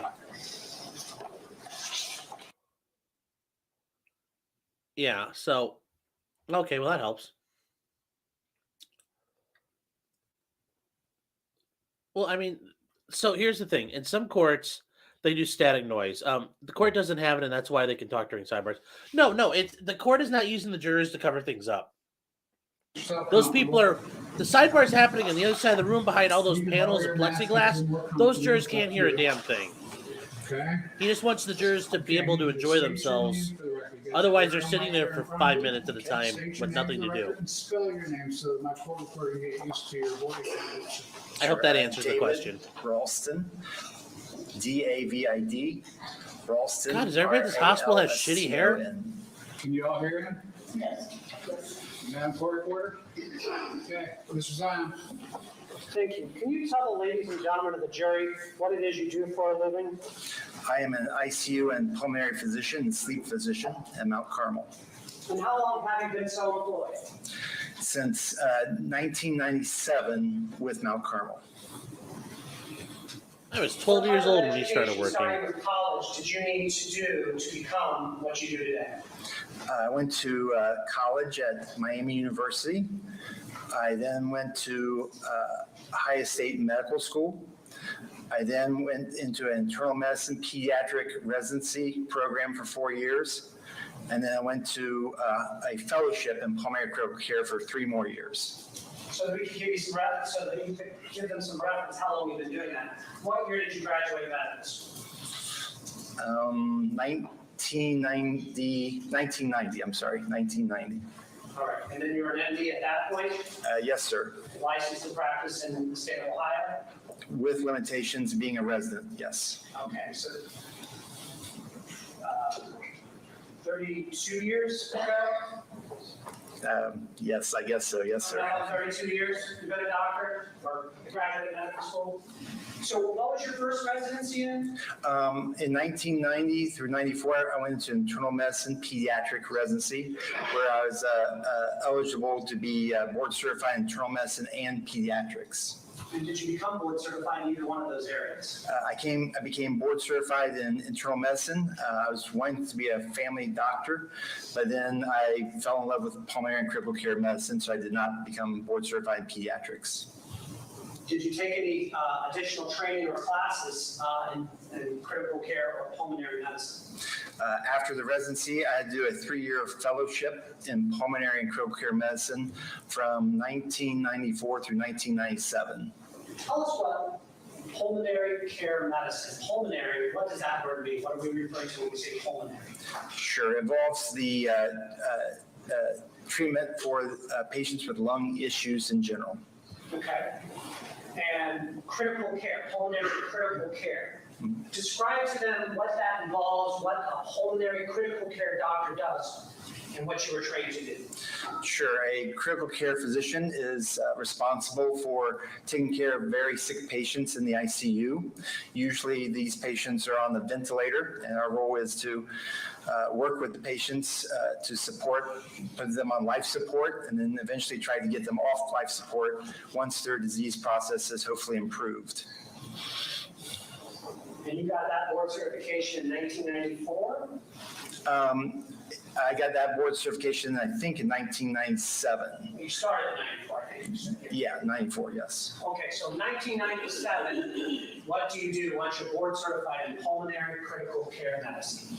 I joined Mount Carmel at that point on their private practice group at that point. Can you describe what that means and what you're doing on a daily basis in 1997? Sure. Basically, we would see, it would vary on a weekly basis. We'd have weekly rotations. I would work in the office for 1 week, seeing outpatients, patients with lung problems in the office. I would then rotate into the ICU for usually a week at a time. And then I would also see patients in the hospital on the floors with lung problems in general as well too. So you're taking care of people in like an office setting, like I have lung problems, I go to you, call up, you make an appointment, and you look at me and you're examining at the office. Yes, sir. And then you're also seeing people in the ICU, those would be generally people on ventilators? Yes, in general, the very sick patients in general, yes, sir. But then you're also walking to the other floors that say, I'm not sick enough to be in the ICU, but I'm having breathing problems. They might call Dr. Molston in to see what's up with my lungs. Yes, sir, as a consultant. Okay. So how long did you do that? That started in 97, so that's 25 years ago? Yes, sir. How long are you doing that? I'm still doing that today, yes, sir. Okay, so you've done this for 25 years. Yes, sir. Now, just to be clear, are you an employee of the hospital itself? I was not an employee initially. For several years, I was in private practice, but over the past, I think it's about 5 years or so that, yes, I became part of the Mount Carmel Medical Group, which is the physician component of hospital physicians, basically. Okay. And the company you work for, is it owned by Mount Carmel then? I'm not sure. Fair enough. Fair enough. But you work for Mount Carmel, but you're not like exactly an employee of Mount Carmel? There's a company there. Yes, that's correct. Okay. And does your company manage the ICU? We're consultants in the ICU, yes. All right.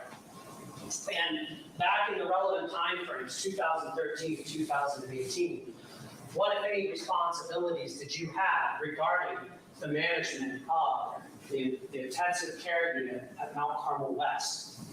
I was the medical ICU director at that point.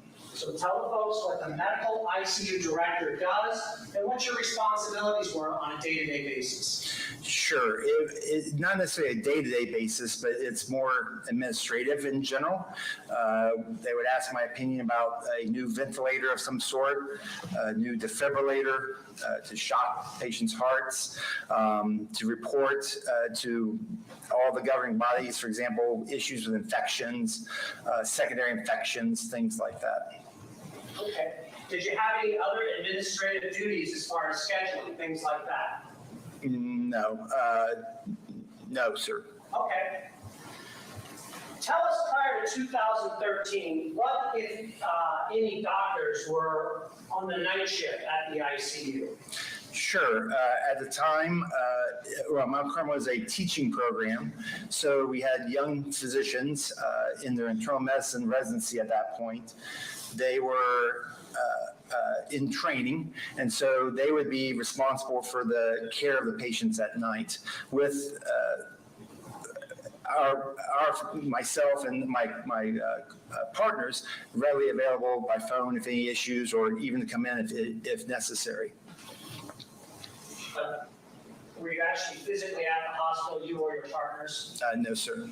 And residents, they're like, those are the folks that have graduated medical school and are still training? Yes, sir. All right, so they're still kind of student doctors at this point? Yes, sir. Okay. So at some point, did that change regarding the coverage of the nighttime ICU? Yes, the residency program at that point, because of some of the work hour shift in thinking, working hours, not want to work them too long, they decided not to provide ICU coverage at night with the residents at that point. What, if any, change occurred to your knowledge? At that point, you needed to have physicians at bedside at night, so therefore, 2 physicians were hired to provide the nighttime ICU coverage. Do you recall the names of those 2 physicians? Sure, Dr. Husel and Dr. Hagris. Is Dr. Hager still part of this group working nights? Yes, sir. Were you part of that hiring process? I talked to the physicians, but it was not ultimately my final say one way or the other. And this was in 2013? Yes, sir, by my best recollection, yes, sir. All right. Can you tell the ladies and gentlemen of the jury what, if any, interactions you had with William Husel, one of the 2 that were hired, and or Dr. Hayes, just in general, and then any specific interactions you recall having when they began? Your Honor, it's a compound question. If we could- Agreed, rephrase. Did you have, what, if any, interactions did you have with Dr. Husel when he was hired? When he was hired or after he was hired, I Well, apologize. at that time, in 2013, I mean, did you walk through, just tell what you did? When he was hired, I sat down with him. He told me his background. I told him what to expect with the job, basically. I'm sure I gave him a little tour of the ICU at that point. And that's kind of my interactions with him. What about Dr. Haggis? Objection is irrelevant. I'll permit it. It was probably the exact same thing that I did with Dr. Husel. And they were hired about the same time? By my recollection, yes, sir. All right. And were they hired for a specific shift? Yes, they were hired to work from 7 p.m. to 7 a.m. All right. Did they split the week then? Yes, they would get together and make their own schedules and things like that. All right. So what were your hours and what were your partner's hours? We really don't have shift work. We basically would show up around 8:30 in the morning, and then we would basically stay until all the work was done. Sometimes that would mean we had to stay because of some of the governing bodies regulations, but sometimes it'd be a 8-hour day, some days it'd be a 12-hour day. You can't predict sometimes with the ICU. Okay. And it's just for the jury's reference, is Dr. Gianlupi one of your partners working day with you as well? Yes, among others, yes. Okay. So what, if any, interactions on a day-to-day basis between 2013 and 2018 did you have with either Dr. Husel or Dr. Haggis? Objection, Your Honor, is the compound. The two-part question is, Yeah, well, that's a very objection. what interactions between 2013 and 2018 did you have with Dr. Haggis?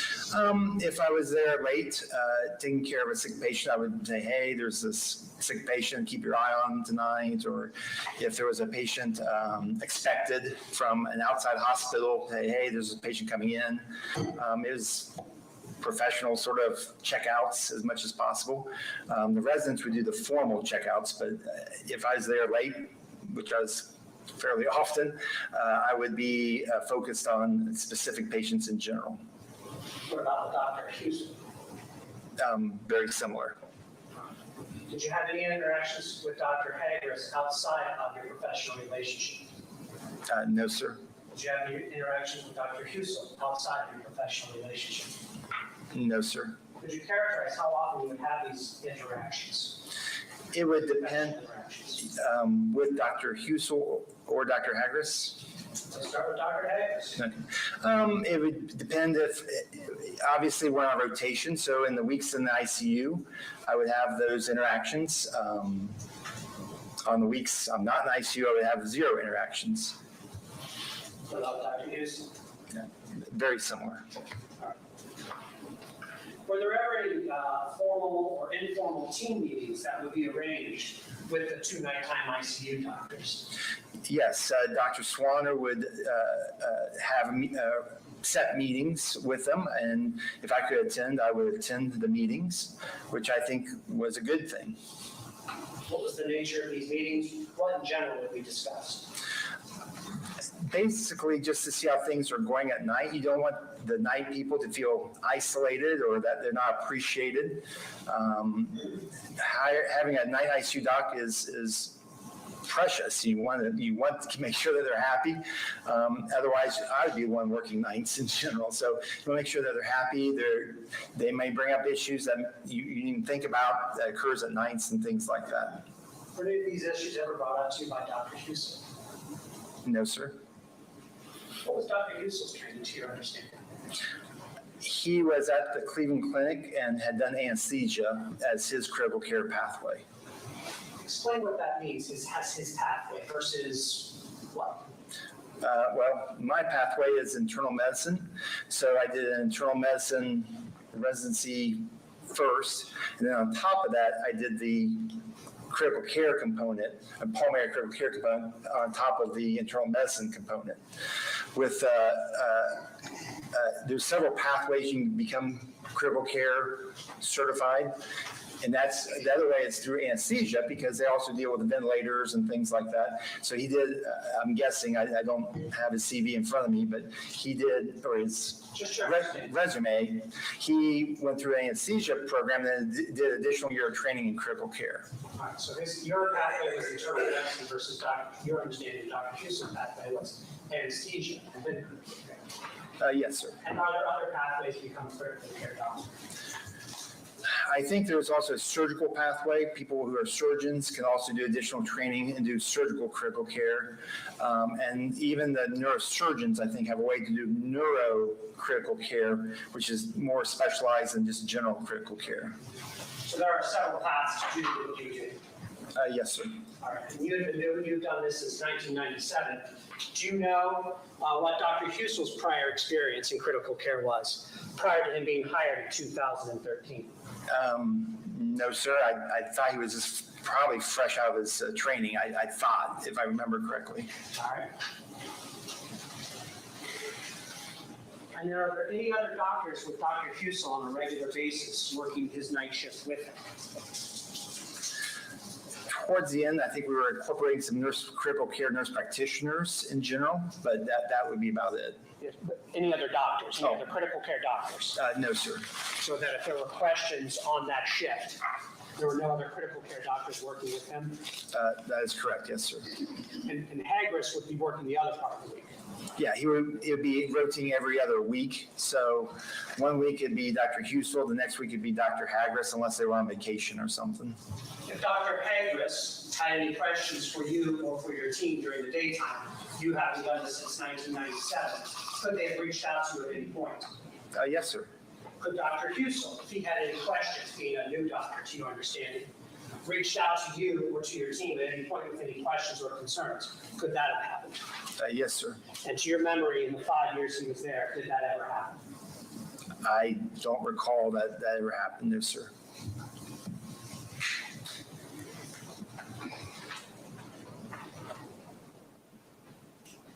So let's talk about palliative extubation. What does that term mean to you as a medical critical care doctor? That means at that point you are removing life support and without plans of reinitiating that life support, and you still care about the patient, but your focus is more on comfort at that point. All right. So that's what the palliative part means? Yes, in general, yes. I use a different term, but What term do you use? I use compassionate extubation is the term that I use. So instead of palliative, use the term compassion. I think it's easier for the families to use and interact with families. Palliative or terminal extubation is just harsh, I think, in general. Sure. But the terminal extubation, terminal weaning, those are the same things. A terminal extubation and terminal weaning is a little different. Terminal extubation is where you take the tube out of the mouth, while terminal weaning is where you just turn down the oxygen on the ventilator. All right, so tell them about specifically what's involved. So palliative means comfort care. You use the word compassion meaning comfort care. What's the extubation part mean? Explain to them what that physically involves, why that word is being used. Could you repeat the question? I guess What does extubation mean? Oh, I'm sorry. It means to physically take the breathing tube out of someone's trachea or windpipe, the big pipe in the lungs, and to take it out at that point. Okay. And are there other times when you would extubate somebody besides in a palliative or compassionate setting? Yes, sir. Hopefully when patients are better from pneumonia or when their lungs are damaged from smoking, and you can get them off the ventilator that way. For people that you hope are going to live after you pull the tube out. Yes, sir. Absolutely. So let's talk about a regular extubation. Someone's going to get better, your estimate and everyone's estimate. And it's decided medically to pull that tube out and get them off the ventilator, the machine breathing.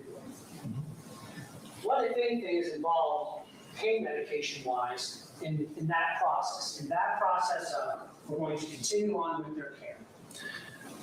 You don't necessarily give pain medication at that point. You actually try to decrease the pain medications to a reasonable level so that they're awake enough to cooperate with you once the tube is out. That way the patient can cough and bring up secretions and help you with the extubation process.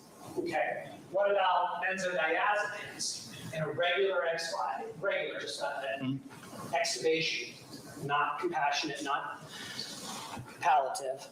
What about any benzodiazepines? Do you give them any benzodiazepines when it's expected that their care will continue and life-saving care will continue? John, I think it's irrelevant as to what's done with those that are going to continue life-saving measures.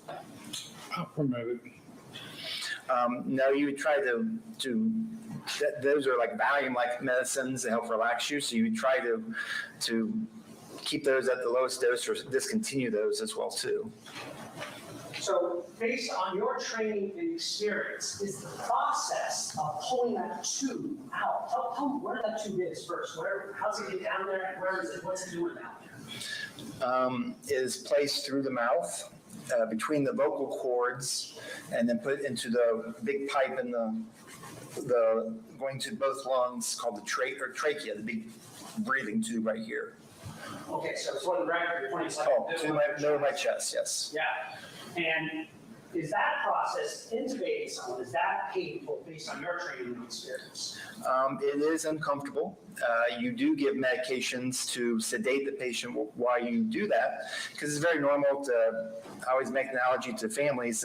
It's like getting your throat swab for strep. You cough, you gag, it is uncomfortable. Put the tube in. Yes, sir. All right. What about pulling that tube out? What's your experience and your training tell you about the level of pain and or anxiety that involves? Most patients are glad to have the tube out because they're very awake and alert. It is, you will gag a little bit, but the ongoing stimulus of the coughing and gagging has been removed. And so it's very slightly uncomfortable, but it's not painful in my experience. Mr. Simon, can I see counsel sidebar? Yes, sir. Talk.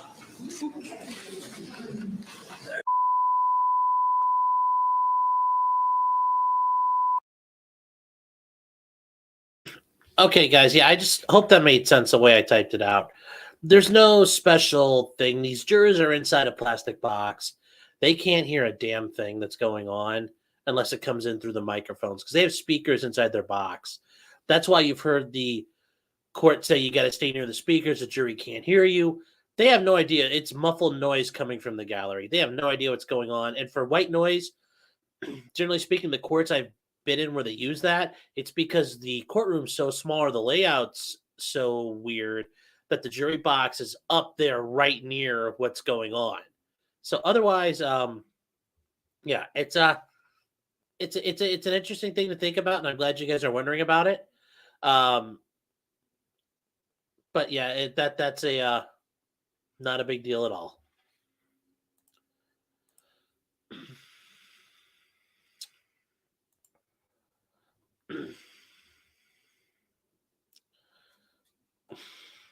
I'm sorry, Toby.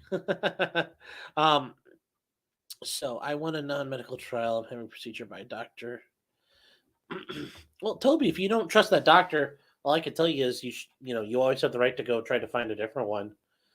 That said, though, that might not be an option sometimes, and they may be the best one in town. So, just wish you luck on that.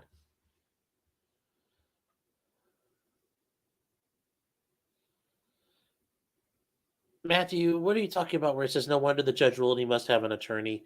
I'm not sure who you're referring to. I was trying to catch up with that.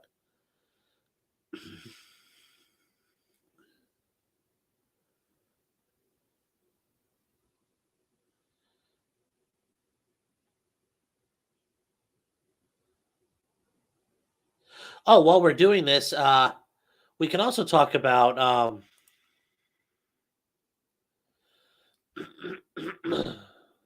oh, we're back.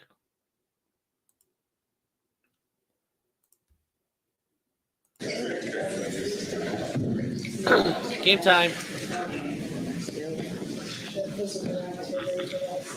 So did you find out anything interesting about the jurors weekend? We were talking about coaching. Ah, it's one of her favorite hobbies. You ready there? Mr. Zion?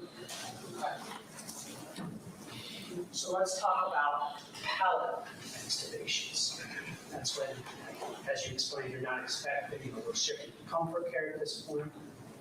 No further medical life-saving measures are going to be used, right? Yes, sir. In your experience, what is that process? Not talking about in general, talking about subjectively, your experience. What's the first thing you do? It's a pretty lengthy process. You want me to go through? Yes, Okay. Well, first things first, Doc, have you ever done one? Oh, yes, sir. Okay, now you can take off with it. Thank you. How many do you think you've done? Too many, I guess, with COVID, to be honest with you. Oh, come on. 20 years, maybe 1,000 or so. And that, I don't keep track. I don't know. You say it's a lengthy process. Start us at the beginning of this lengthy process. Basically, Let me get back here, because I want you to speak up. sure. Basically, you want to make sure you have a very good relationship with the family. You want to sit down and talk to them. And when they hit the ICU, you really want to find out who can legally make these sort of decisions. Who's the decision maker is what I always call who's the decision maker. You want to establish a relationship with that family. They want to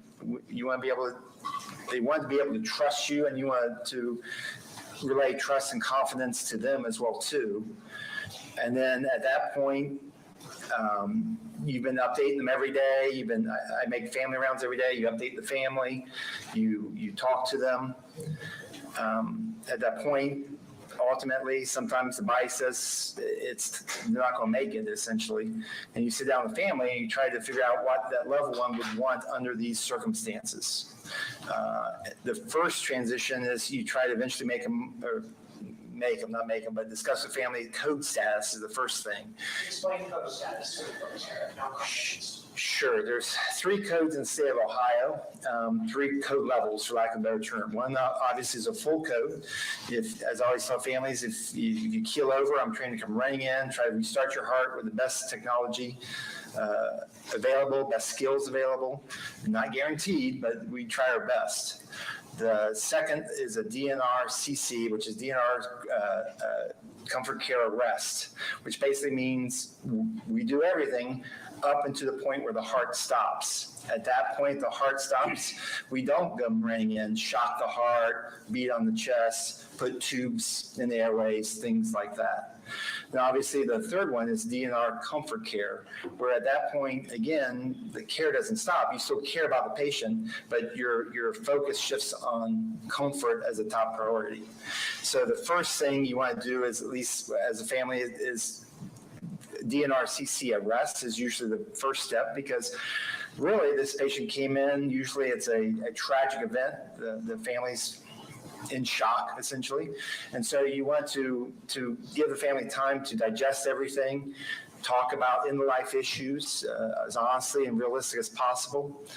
And then after time, you sit down with the family and you say, the family will say, under circumstances, we don't want further aggressive interventions.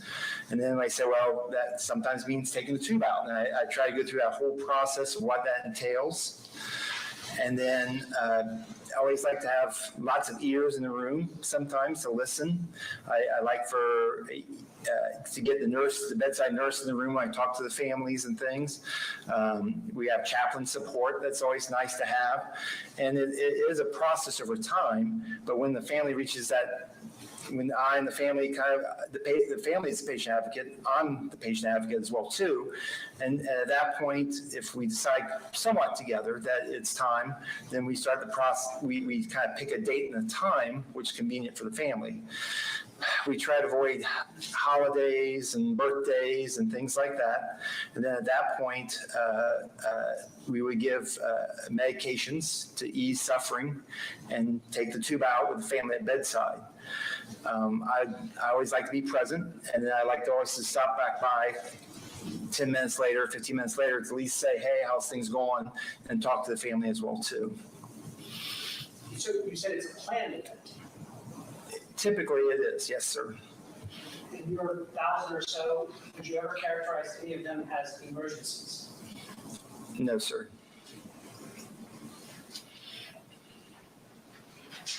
Let's talk about the medicines you give. You said on a regular extubation, you try to decrease the benzos and the pain medication. On a palliative extubation, or a compassionate extubation, you said give medicines. Mm-hmm. Tell them why you're giving the medicines at this point, and at what point are you doing it? Are you doing it before the tube comes out, after, etc.? Sure. Based on the disease state of the patient, sometimes I give medicine ahead of time. I use morphine in my practice. That's what I use, morphine. I use a drug called Versed or midazolam for the It's a Valium sort of medicine. It's a relaxation medicine. The nice thing about it also has amnesia properties as well too. So it takes away memory of this. And this is after I've prepped the family pretty hard. Here's what to expect. Here's what could happen. Things like that. What specifically are you preparing it for? What are symptoms, et cetera? Tell us. Sure. I basically talked to the family that the medicines that I give act on the top part of the brain. That's the part of the brain that perceives pain and suffering. But the human body is an amazing thing. It really is an amazing thing. The body will fight to live, even though the chemicals I'm giving affects the top part of the brain, so the patient's not perceiving pain, but the patient certainly may breathe fast, may have problems swallowing the spit from the back of the throat. Secretions is sort of the term for that. I always tell a family, you can be in the room when we take the breathing tube out. You can be outside the room and come right in. You can stay out in the waiting area, or you can be in the next county. I always say it's a personal threshold. We all have personal thresholds. It's not a test of love to be in the room when this occurs.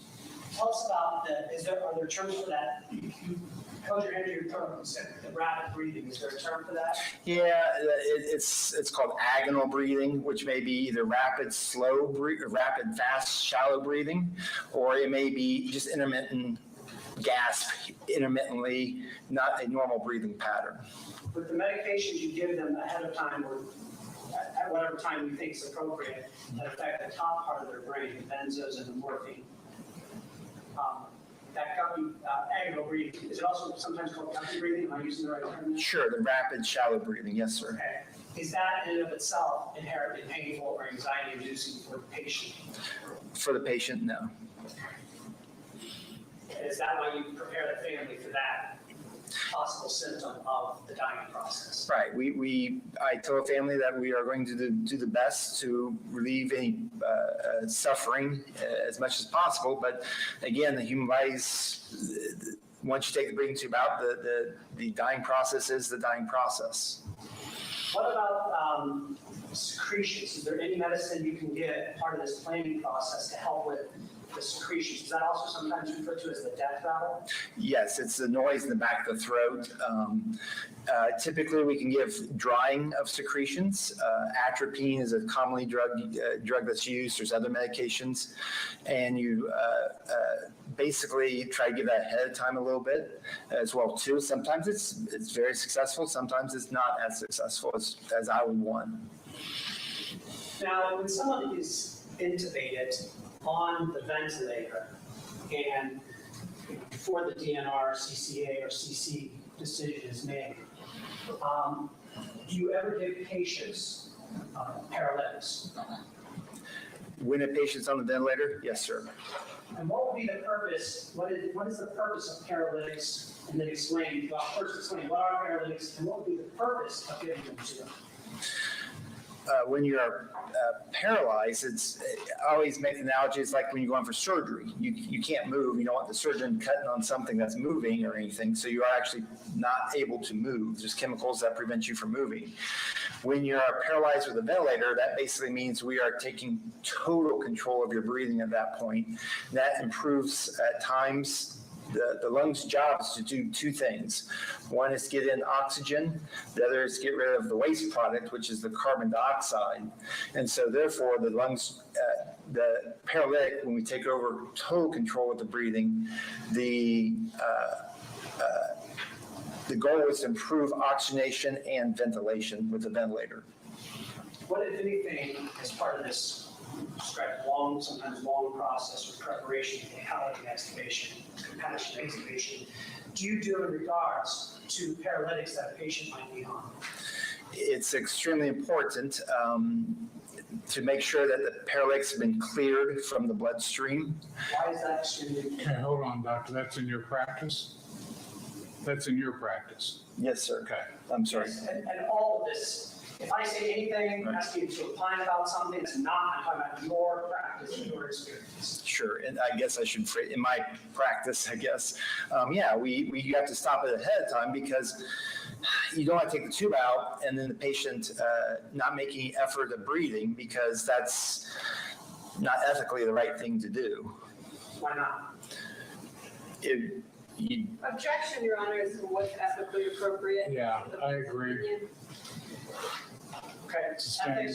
ethics aside, in your experience, in your practice, what would happen to a person on paralytics when you take, if they're still on paralytics when you take them off the breathing machine? Well, it deprives me of two things. One is the ability to assess how much pain and discomfort they are in, because they can't respond to any stimuli. And it basically would not allow them to breathe, even once you take the tube out. I thought the purpose was so they could die. What difference does that make? Okay, sustained. And move to strike. And strike, disregard the question. How long does it take paralytics to wear off? It depends on the disease process, how much liver disease, how much renal disease is present, the type of paralytics that's used. It varies, and you have to check for it before you take the breathing tube out, that it's cleared. Okay, how do you check for it? You do what's called a train of four. Fancy term, train, like a choo-choo train, but you put things to stimulate the muscles, and it puts a little electrical shock, not painful or anything. I do it to the residents to show them, but it basically makes you, if you give a little electrical shock, your hand will twitch, and you want to see all four twitches. If you give the shock and it doesn't twitch, that means that they're still paralyzed at that point. And how do the paralytics clear the system? Usually by either coming out in your urine, you're renally excreted, or cleared by the function of the liver. So they just come out of that, it's just a matter of time? Yes, sir. As part of this planned procedure, do you have that time? Yes, sir. And you prep the family ahead of time to tell them you would have to make sure the paralytic is cleared. Let's talk about the medicines you use as part of the palliative or compassionate extubation in your experience. What would you generally start with and the doses you would use? Sure. Obviously, every patient is unique and different. Sometimes I would give the pain medications before the extubation, sometimes afterwards, but typically I use 2, maybe 4 milligrams of morphine and 2 of Versed. All right. And do you use those at the same time?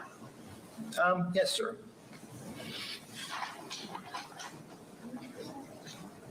And clinically in your practice, do you do that Before extubation, during extubation, or after extubation? Again, it's very patient specific. Some patients I feel comfortable with their disease process. I do not have to give it before extubation. If I do, I try to give it 10 minutes or so before to allow it to kick in or be effective. And then afterwards, we would give it based on as needed basis, called PRN, as needed basis. And then we can give more smaller doses as necessary in that process. Is there any danger in giving too big of a dose based on your training and experience and your practice? Objection, Your Honor. Okay, it's a great time to go to lunch. Ladies and gentlemen, the guy is here to supposedly fix the system. So let's come back at 1:15. Almost still only 15 minutes to make up for whoever was stuck in the traffic jam this morning. I heard it was horrible. Okay?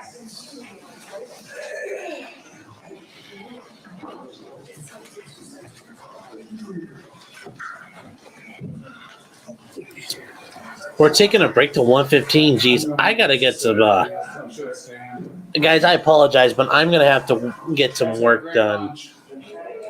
Take advantage of that time, because I've got a lot of things I can do and I got to do today. So, you guys are gonna have to play amongst yourselves and play nicely. But 1:15, geez. So, yeah, the court software system sounds like it was having some issues. Hopefully, they're fixing that.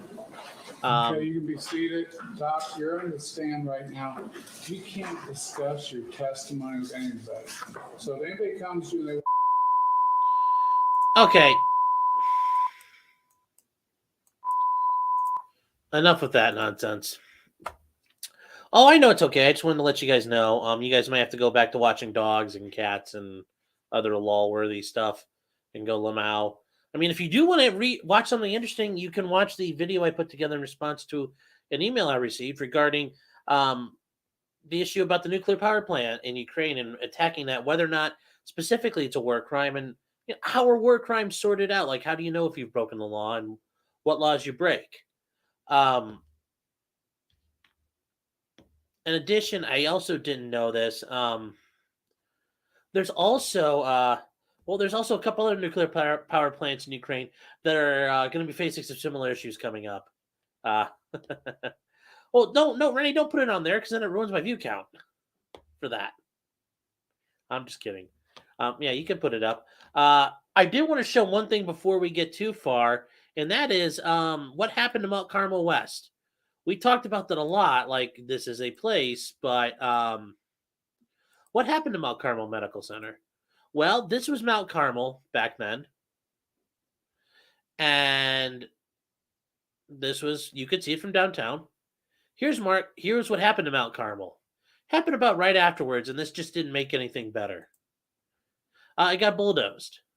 That is the School of Nursing, so that's a different building.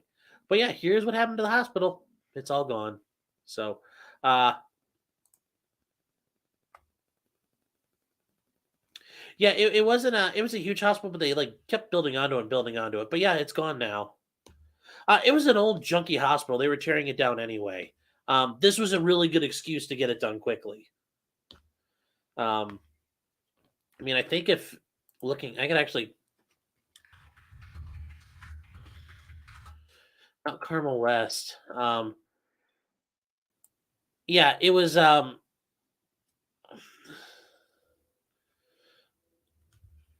Yeah, basically by 2016, it was already going to be it was announced it was gonna be bulldozed by 2020. So that was already gonna happen. So he didn't really change much. That was already set to be in motion. So it's not like they destroyed it and salted the earth or anything like that because of what Husel did.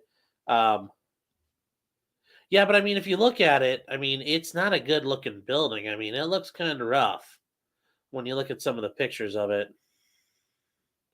mean, I'll bring them up and we can say, like, yeah, it's kind of ghetto. In the ghetto, as Eric Cartman would say. But yeah, I mean, like, it's not up to date anymore. I mean, look at it. It's just not, doesn't look good. I mean, it's kind of shitty looking. I mean, it's just, yeah, it's been around since the 1880s, and they just kept building and building and building and building. That's why you see back in this view, like, look at all the different architecture styles. They just kept on building, adding wings, adding stuff.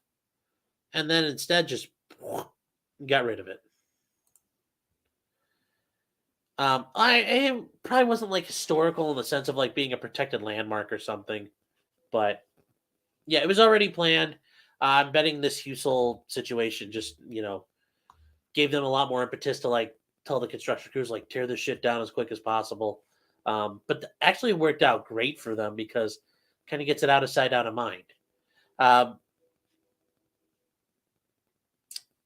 So there was already a Mount Carmel East, and there's some other. They're a big health system in Columbus, so they have other facilities. So this wasn't this was planned. So, like I said, guys, don't look too much into that. Yes, I do think the whole victor villains and scripted villains thing. Yeah, I understand that's a PR thing, but once again, I'm a defense attorney, and you're trying to set narratives and try to gin up a bullshit narrative. I'm going to take advantage of that and claiming you're framing someone, whether or not you really are or not.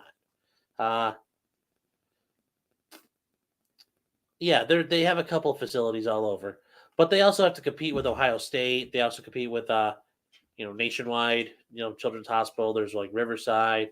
There's all kinds of hospitals in Columbus. It's a big area. It's one of the larger suburban cities in America, like how it spreads out. So yeah, don't think of that as a cover up or anything. That was already planned. even before Husel allegedly started killing people. So, yeah, I just looked online. They have not updated the dockets for this court case. I really wanted to see what the hell got filed. We have the entry order. Actually, you know what? We'll read the entry order. I'm hoping it's more than 2 pages here. Yes, it is. I think we'll cover that because he will tell us what's going on. We're going to cover some stuff.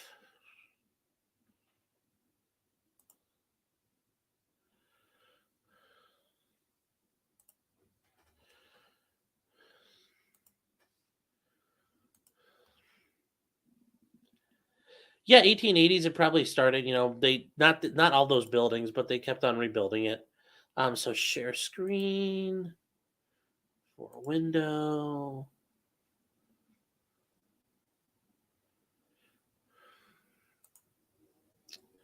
Share.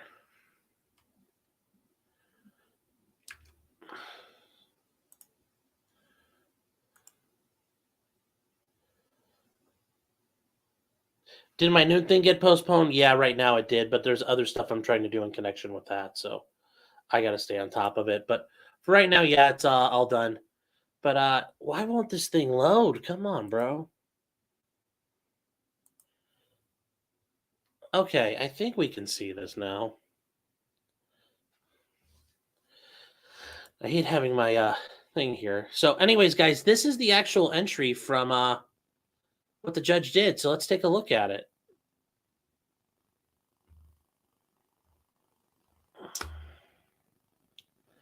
I watched the CPD YouTube channel. So here's the actual entry, and this is an entry from Judge Holbrook. I'm surprised. I wonder if he signs off by saying, okay. I hate to say all that because my luck, I'll be in front of him at some point. But here we go. This matters before the court on the briefs of the parties, as well as that of non-parties, Mount Carmel Health System and Trinity Health, collectively MCHS, concerning issues that arose concerning testimony of Dr. Swanner and Dr. Roth. Dr. Swanner based certain testimony and conclusions on a test defendant alleges does not exist. As a result, the defense seeks jury to disregard such conclusions. As to Dr. Roth, defendant argues conclusions rely on confidential materials that were excluded from discovery in this matter. Accordingly, defendant seeks an additional jury instruction to disregard any of his conclusions, which are based upon privileged materials. So here's the court's actual, the court's reviewed the record and makes the following findings. Dr. Swanner will be recalled to testify solely for the purpose of clarifying what report he was relying on, that Dr. Husel was the only person who did the 500 micrograms of fentanyl or above.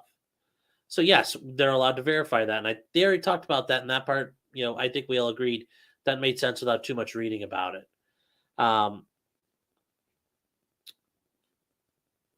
Counsel are directed to avoid elicitation testimony based upon privileged information. To that end, any witness represented by legal counsel may have their attorney present in the courtroom who may object as to privilege only. This court reserves the right to instruct the jury on matters of privilege. It is so ordered. And that's it.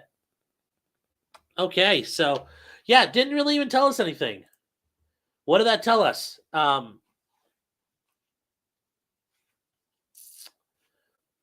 Really nothing. Nothing at all. Kind of what I'd already talked about and understood. They don't have. Oh, I'll bring it back up if you guys want to read it. Hold on. It's still weird, though. The other things are not available to read, but this is.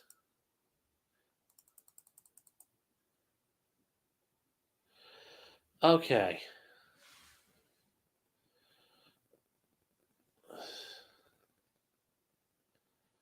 Hold on. I hate having my microphone in front of everything because then I can't see what's in front of me. Share screen, window, here. Hopefully all you old folks can read this now.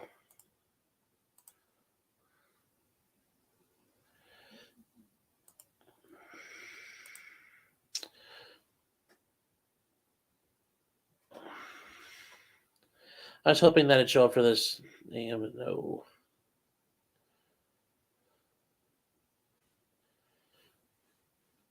Yeah, well, actually, I don't think Dr. Swanner was Dr. Swanner the guy?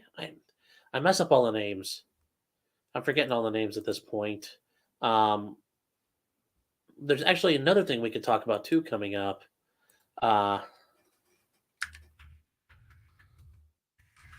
It's a case I plan to cover in May. It's going to be a very interesting one. It's going to be very charged. And I think you guys will like it because it's going to be a little bit out of the ordinary.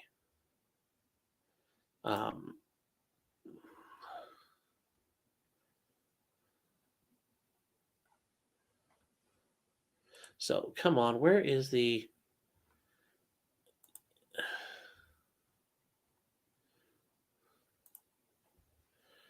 Wow, that's interesting. Yeah, so hold on. Let me see what you guys are talking about. No, Dr. Ely was the guy who had to go home and didn't have time to stick around. Yeah, you know what, Matthew? I who knows at this point? Some of these guys are confusing, and I got to try to go back and read through a couple of news articles to figure out who the fuck is who at this point. But yeah, I would like to talk about a video coming up or a trial coming up if you guys are interested. Well, actually, I'm going to tell you I'm interested in it. And I bring it up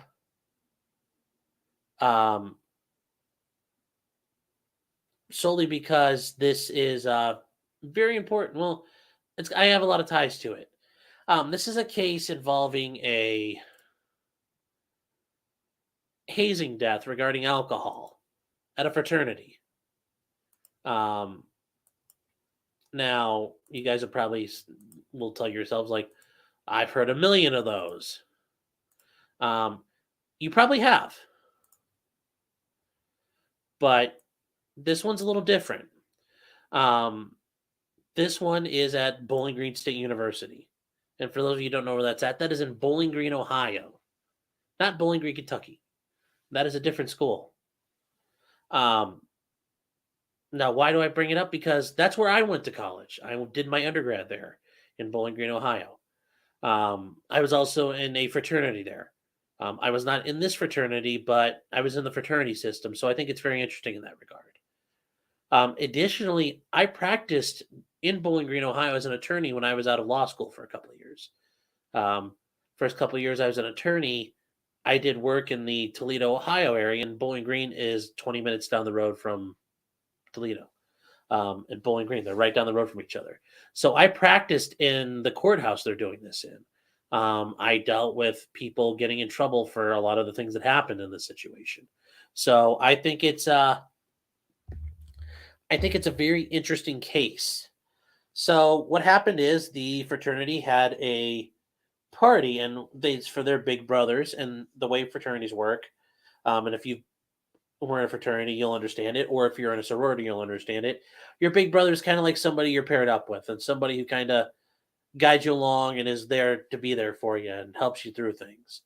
Well, part of Big Brother nights in most fraternities involves a lot of drinking, and I can tell you this much, mine did too. It involved a shitload of drinking. In this case, a sophomore named Stone Foltz was joining the fraternity, and he was getting his big brother, and he drank, and it sounds like he drank a shitload. And he died as a result of this. And the investigators believe this was a hazing death. So in May, there will be a massive manslaughter trial involving people involved in the fraternity that were running the party and at the party, whether or not they committed manslaughter by having this kid drink himself to death. So I just bring this up so you guys understand what they're talking about. Since the death of Stone Foltz, the Delaware County native was a student at Bowling Green State University. He died after a suspected alcohol hazing at an off-campus event for the Pi Kappa Alpha fraternity house. NTV sat down with his parents on how they are making sure a promise to him is not broken. Not a day passes. You just never stop thinking about it. You never stop thinking about Stone. It's constantly on your mind, and you have a hard time focusing and you got brain fog, and it just feels like it was yesterday. It's been 1 year since their son Stone died. How do you get through it? We have to stay strong for AJ and Jersey. I mean, that's what keeps me going, and each other. So it makes me feel better talking about the story. The Foltzes used conversation to support another local family, the Wyant family. Their son from Dublin died in a hazing incident at Ohio University. This is and has been an epidemic. They helped pass Collins Law, Ohio's anti-hazing act, which makes hazing a felony here in Ohio. Do I want to be here? No.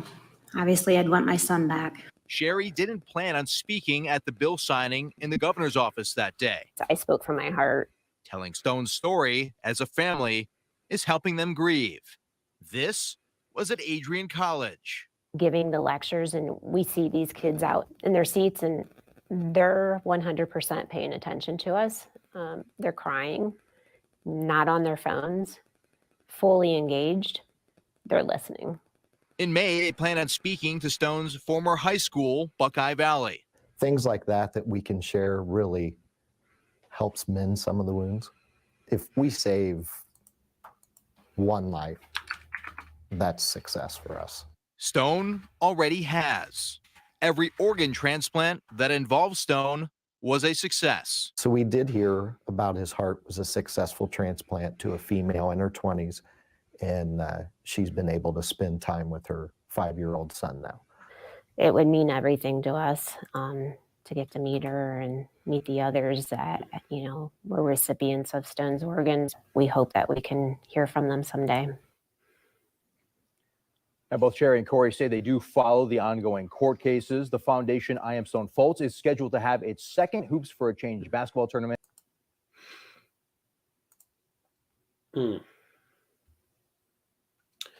So, what I will say there is, and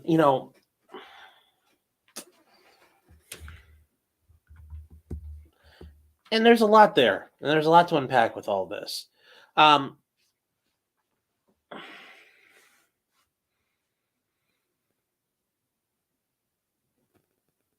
The way I look at this, having gone through it myself, you're there because you want to be there. I never looked at that I was pressured. I'm like, hell yeah, I want to do this. This will be fun. And that, but it's unnecessary and it's sad he died, but is anybody criminally liable? I don't think so. Do I think this, dragging these kids in for manslaughter charges, unless they grabbed him and shoved it down his throat, I mean, at some point you did voluntarily do this.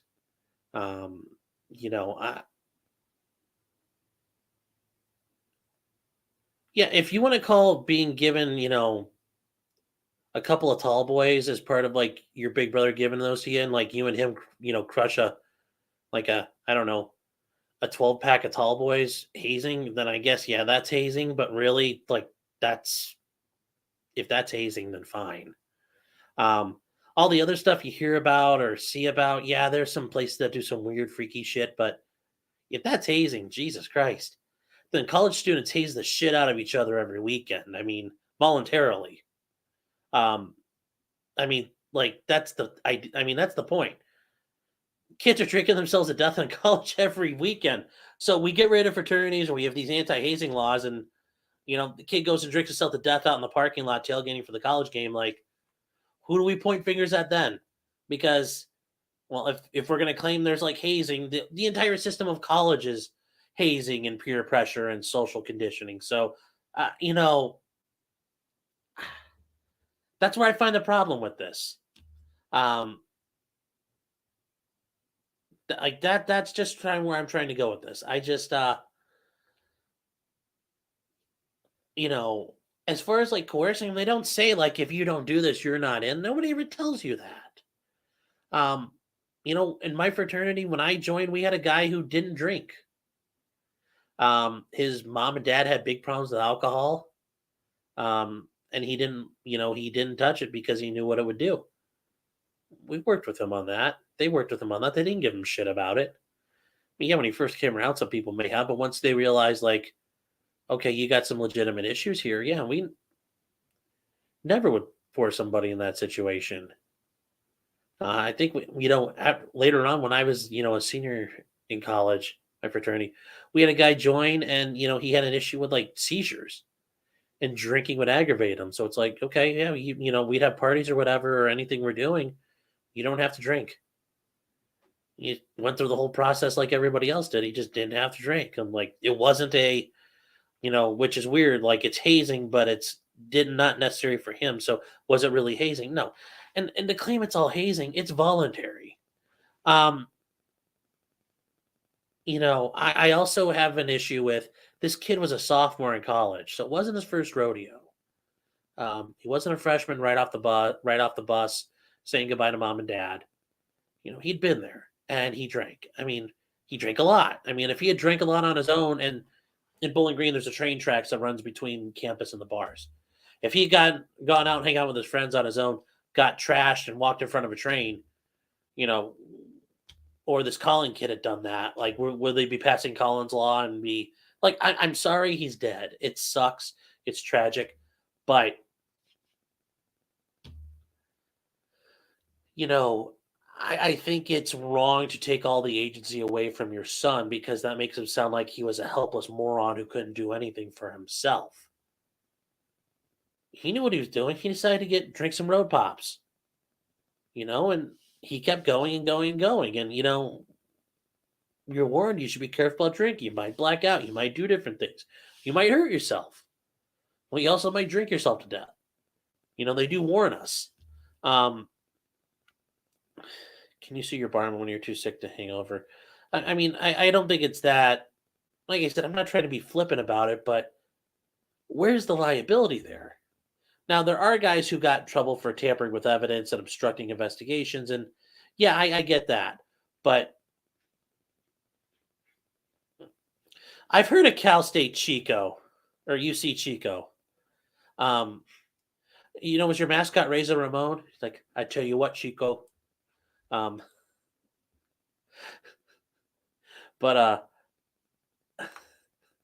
I don't think this was, when people say like, oh my God, that's hazing. It's like, no, hazing's like beating each other or branding, which I'm going to leave that alone for another day. There are fraternities that do that. And if you've been in college and you're in the Greek system, you'll probably know who I'm talking about, and I'll leave that alone. But there's an entire group of fraternities that do engage in branding and some fucked up shit. But no, most fraternities is pretty chill. Nobody, it's not like Animal House. Nobody's beating each other halfway when they're naked or doing all the other weird stuff you hear about. Really, it's pretty laid back, just a bunch of dudes hanging out. And like they say, I will say the one thing I hate when people bring this up. When you're in college, you don't buy you're not buying your friends in a fraternity. You're renting them for 4 years, and then you give them back. Big difference. It's a lease, not a purchase. So it's just something to think about. There's about 8 of them or 9 of them now, set for trial still. Most of them have very serious felonies. It's manslaughter, involuntary manslaughter in Ohio. So you're now looking at anywhere from 3 to 11 years in prison for each one of those guys. And they're all in college. They're all college aged. This really rocked the fraternity scene there at Bowling Green. Things got really crazy. I know, when I was on Facebook, our alumni page for our chapter, they were telling us like it was getting pretty ridiculous. So all the rules and different things in place. So,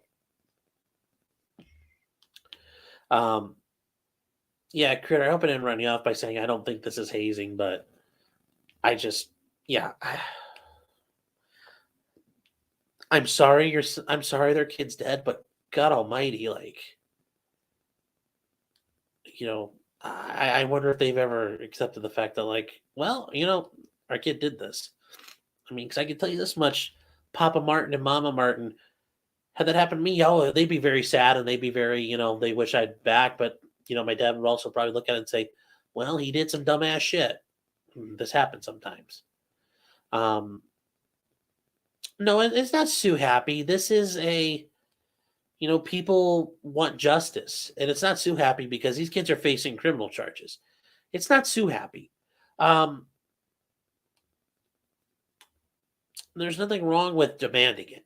There's nothing wrong with demanding justice and going out there and agitating for it, marching for it, protesting for it, and trying to, use the bully pulpit to get justice.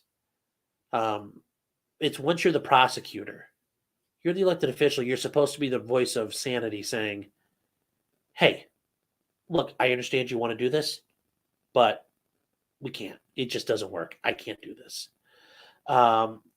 There is a huge civil case, but that's kind of on hold until the criminal case is going. But there will the university is probably going to settle out the ass. The fraternity itself has a national governance. They'll probably end up cutting a check at some point too. But no, there's definitely a civil suit to go along with this, Rennie. I guarantee you that. Are they being all tried together? You know what? I forget. Let me look this up. And if you guys are interested in looking,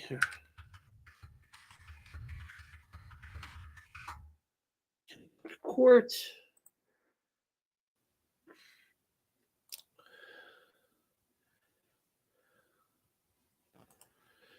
So I gotta look up.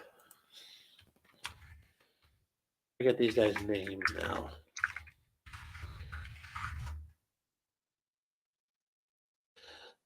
Okay, let's see here.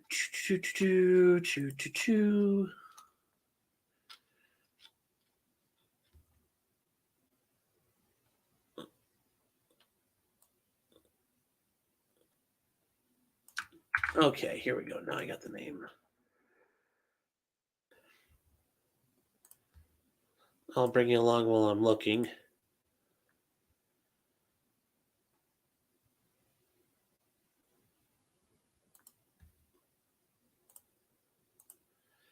So anyways, here's where I'm looking, the Wood County Clerk of Courts. It is in Wood County, Ohio. I know, I said Wood. That joke lost its glimmer years ago for me as a freshman.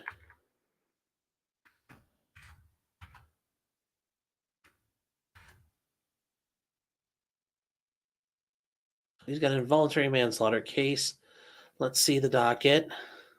It's interesting because I know all the parties involved. I know as a defense attorney, he's got a good one. I would just state that Stephen Groth is a good attorney. I know Stephen. Actually, like I said, it's interesting because I know a lot of I forgot to mention that too. I know a lot of the defense attorneys involved in this, especially the local talent that was used. They're pretty good. So I'm curious to see how this is going to go. Let's see here. So we have, let's see the last hearing dates. So they motion to remove bond in February. So yeah, their electronic monitoring got removed. That's nice. So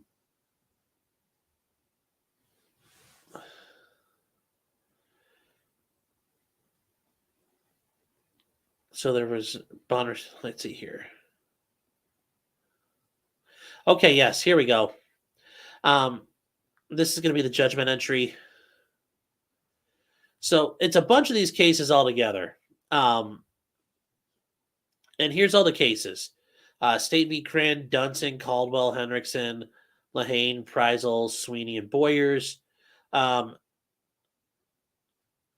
couple of them have accepted plea offers and entered pleas guilty, and their dates have been vacated.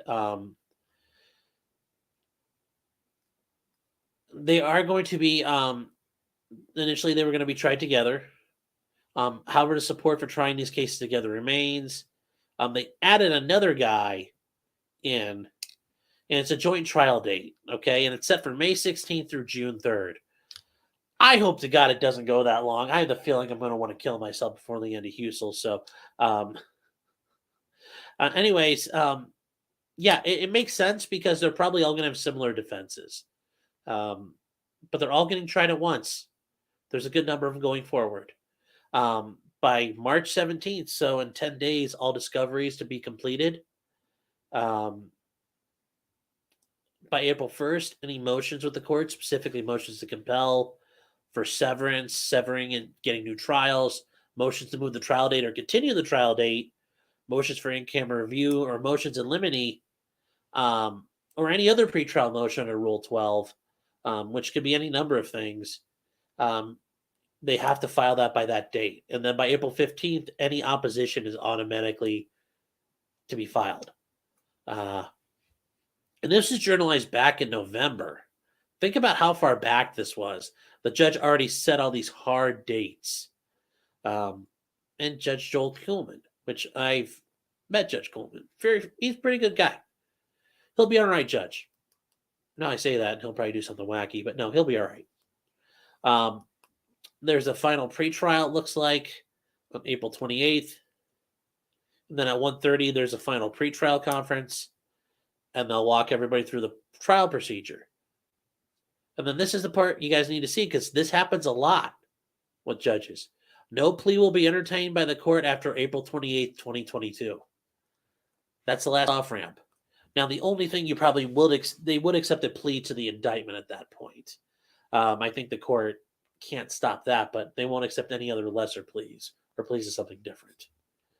So, yeah, and then the certificates just showing all the attorneys got it. Here are all the attorneys. Tons of attorneys here. So,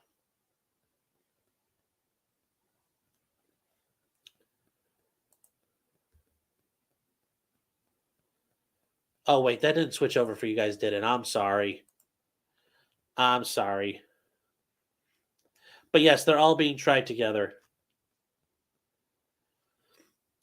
So what's Blandino? I have no idea what you guys are talking about.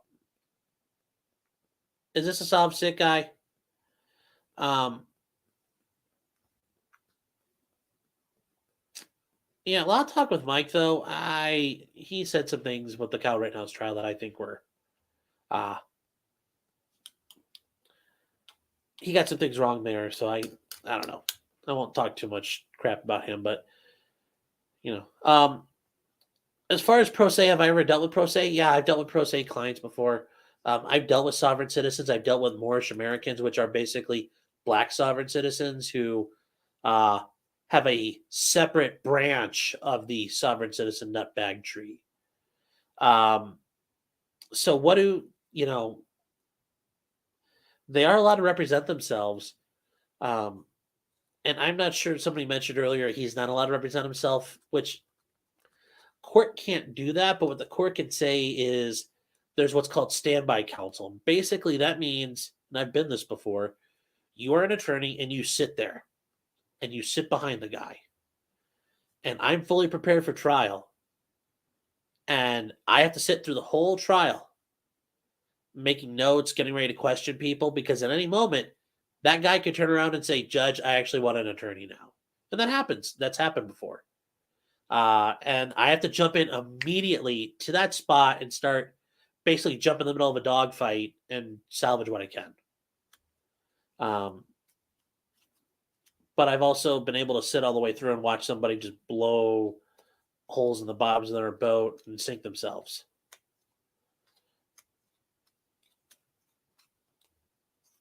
Dr. Roth was just up. Dr. Swanner is the other one. Which one we're talking with is the one we don't know.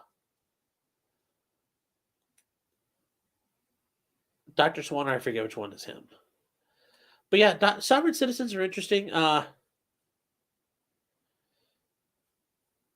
Yeah, they. I'm curious to know, what did this guy do? Landing, and yeah, as far as like trying to keep up with all the other channels, I understand what some of these guys are talking about. They don't really have time to keep up with other people, so it's hard to keep going on those things.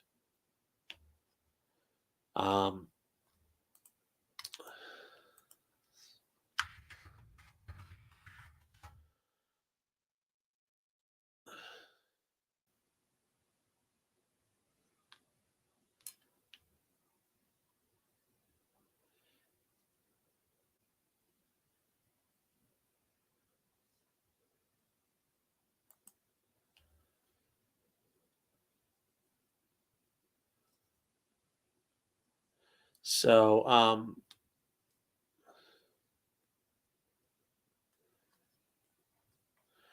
I will say Artie's corporate fiction, he does a lot.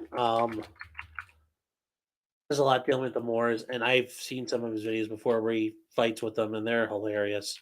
Not even fighting with them, he just deals with them and kind of takes care of business with them. So I think it's totally funny. I think it's totally fine. I love what he does with those guys.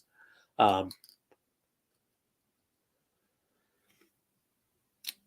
I might start, and I haven't got into that stuff yet. Oh yeah, I've advised my attorneys not to, or my clients not to, and they do it anyway. I guess it's a question for you guys. Do you want me to cover some of these sovereign sit stuff? I mean, I can a little bit. I'm not gonna necessarily go back and rehash and go through some of these old videos because a lot of these are old and they're done, and everybody's done them a million times. And there's some attorneys who have done let's review some sovereign citizen videos that tons of people have already reviewed. But yeah, if you guys are interested, then I can cover that a little bit here and there.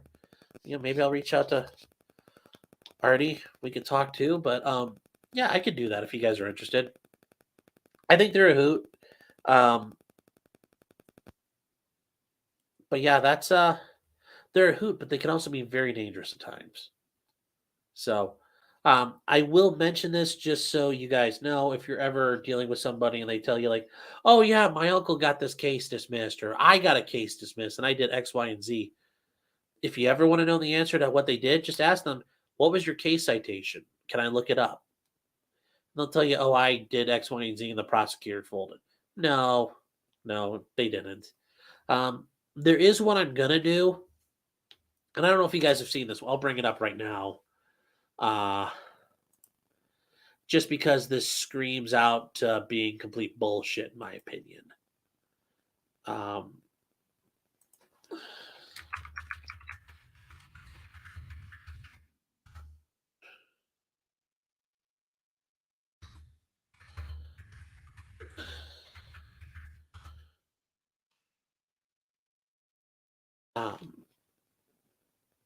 Let me see if I can bring it up. Oh, I know Blue's a well, Little Miss, in this case, I don't know specifically if it's an attorney as second chair, but when you're standby, yeah, you kind of are a second chair. Except you have to be ready to jump in immediately upon any phase and handle the job. I don't know if you guys have seen this case yet or seen this video yet. This guy who claims there was a lot of court corruption. I watched through it. I'm actually in the process of trying to figure out how to get documents and maybe actually a copy of the court record from this case, because I don't trust any of that. I think that's a lot. I smell a lot of bullshit in that guy's first video where there's massive court corruption. Just really, there's no receipts. And anytime you make all these claims and you don't post the receipts, and then in the second one, he posts receipts, but it's portions of the receipts. I don't trust you at that point. I want to see all the receipts. So I'm really working on getting those together. I know Uncivil Law covered this a little bit, and then I know him and Natalie Lawyer Chick got into it, and then he kind of knuckled under for that. But I mean, watching this video, I mean, maybe the attorneys did something wrong, but this dude is not his own. He's his own worst enemy. So I'm curious to see. And anytime people tell you there's massive corruption, there isn't massive corruption. Everybody thinks there's a conspiracy, and there isn't.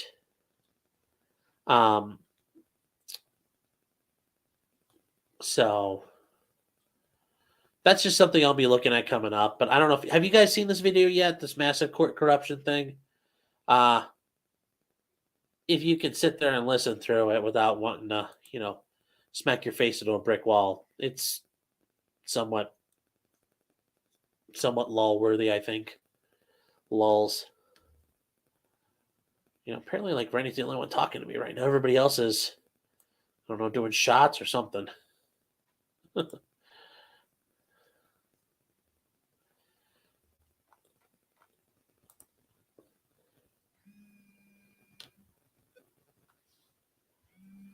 Guys, I gotta take this, and I will be back.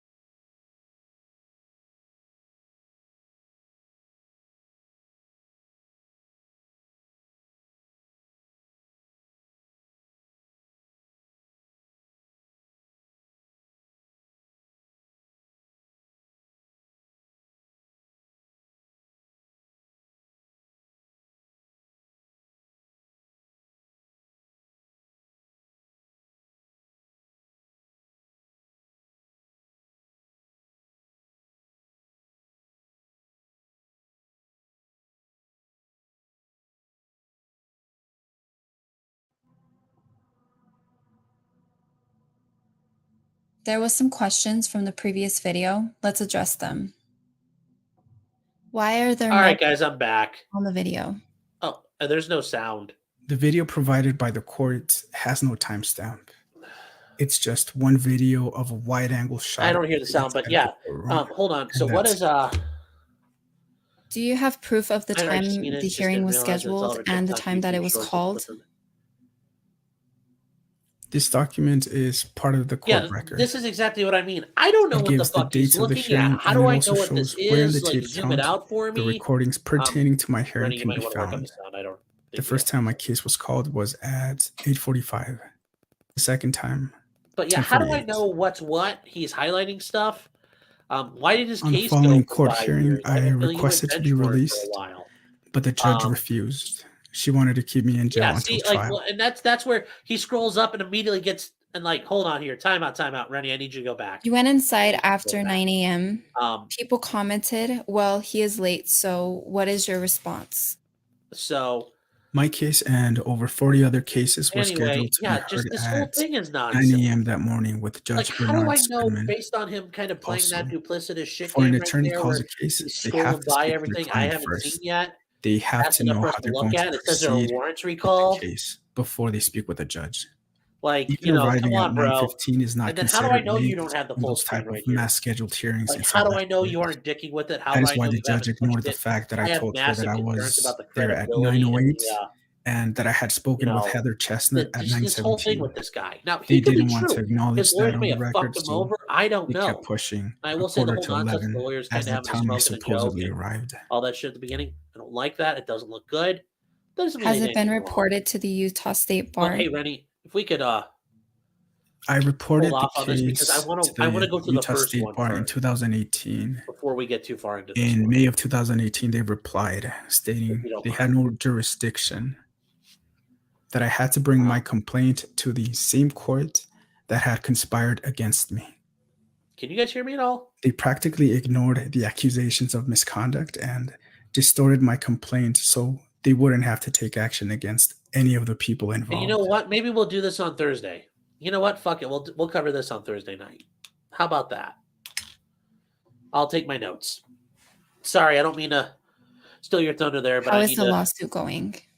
This is some good content, and I saw this months 4 ago. causes of action that I Back in raised my in the craw. lawsuits. One has been dismissed. Yes. Everything's The a other conspiracy. 3 are still Everything's a standing. conspiracy, bro. I'm sure it is. A plaintiff in a case like this needs to come forward with evidence showing. Yeah, I'm sorry. I'm ready. I know you are. I know you are. I just didn't want to. And as in the Abercrombie case, I conclude don't want to lose that that there was content. And this guy's no genuine issue of material pretty facts clear. concerning the existence. No, I know. I was just saying. I know you stopped it. I was just saying, kind of commenting. Which weird. I also can't hear it, which is really freaking weird. Maybe you and me will have to figure that out because I don't know why. Like I pulled out my earplugs and everything, or my headset and everything. I still can't hear it. It's fucking weird. No, I know it's for Facebook, but like, it should still come through for me. But yeah, I gotta actually, guys, I do have to take a break, so I really gotta get some things done. Yeah, I don't know why I can't either. Maybe we'll have to talk about that and try to figure it out because that is just really weird. I don't know. Sometimes StreamYard's done that. Anyways, guys, I'll be back in a bit. Also, I may not be really paying attention for much of the direct because this guy's going to talk about intubating people and pulling it out. So it's just weird. And, he's got another shitty haircut I don't need to stare at. So I've got to get some things done, and I will be back in touch with you guys. All right?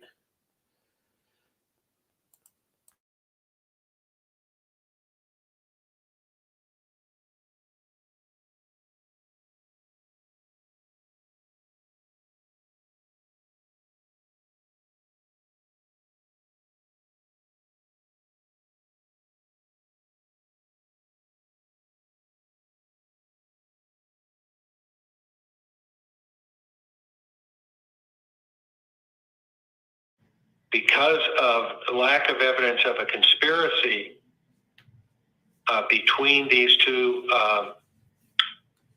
public defenders on the one hand and the prosecutor or the judge on the other hand, I conclude that there is not a basis for allowing a Section 1983 claim based upon a conspiracy. Therefore, I conclude that the Section 1983 claim should be dismissed with prejudice.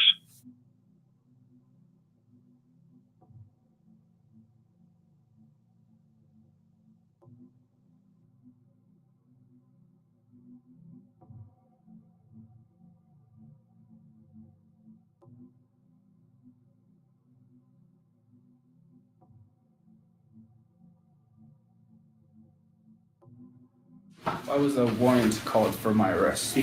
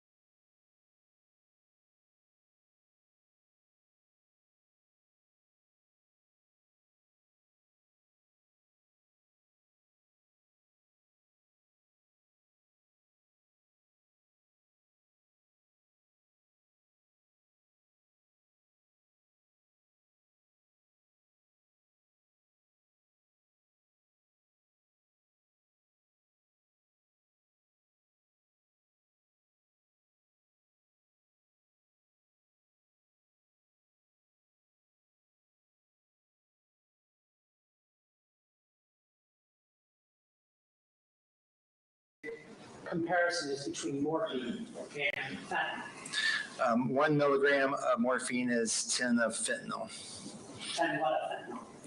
micrograms. And what is a microgram in comparison to a milligram? The metric system is, let's see, microgram is 1/1000th of a gram. Of a gram or a milligram? It'd be 10 of a milligram, I think. I'm not sure of the conversions between the metric system, I'm sorry. Okay. Well, what would 1 milligram of morphine be equal to, your understanding, in micrograms of fentanyl? 10. So 1 milligram equals 10 micrograms mcg of fentanyl? Yes, sir. So is it then that 2 milligrams of morphine would be equal to 20 micrograms of fentanyl? Yes, sir.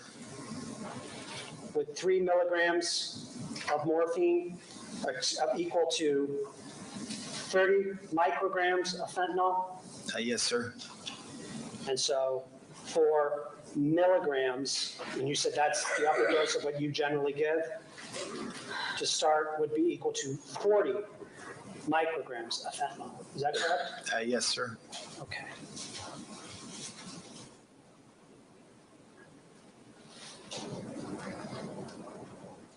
All right. What happens after you administer these doses and pull out the extubation? You've indicated that you keep an eye on your patients? Yes, sir. Sometimes I give it before I extubate, sometimes I give it afterwards. It depends on the patient. But what I would do then is probably stop back by about 15, 20 minutes later, just check in with the family and see how things are going and use my own judgment. I like to look at a patient myself if I think they're having any discomfort or suffering, and then to kind of address any family concerns at that point. Say, hey, I know they look like they're breathing fast, but I know that medicines we're giving them are effective, is working for them, things like that. So you mentioned one of the things you're looking for is the breathing fast. What other things are you looking for in your patient to assess their level of pain and or anxiety? I'm looking at their heart rate sometimes. I'm looking at, are they grimacing at all? Also getting a little read on the family. How's the family doing? See if they think the patient's suffering at all. Because they know the patient better than I do, as I always say. So I want to get their input as well too. And it's just a gestalt over practice, I guess. It's nothing that I can say, aha, one number makes me commit one way or the other. What was that word you used? Gestalt. I'm sorry, it's a medical term meaning for overall feeling of what's going on. I guess it's German. So. Okay. So do your patients invariably die on the ICU floor once they've been, in your experience of, you said maybe over 1,000 of these, do they all die on the ICU floor? No, I warned the families ahead of time. The patient may last moments, minutes, days, or hours. I kind of warned the family about that ahead of time. Sometimes if they are breathing and blood pressure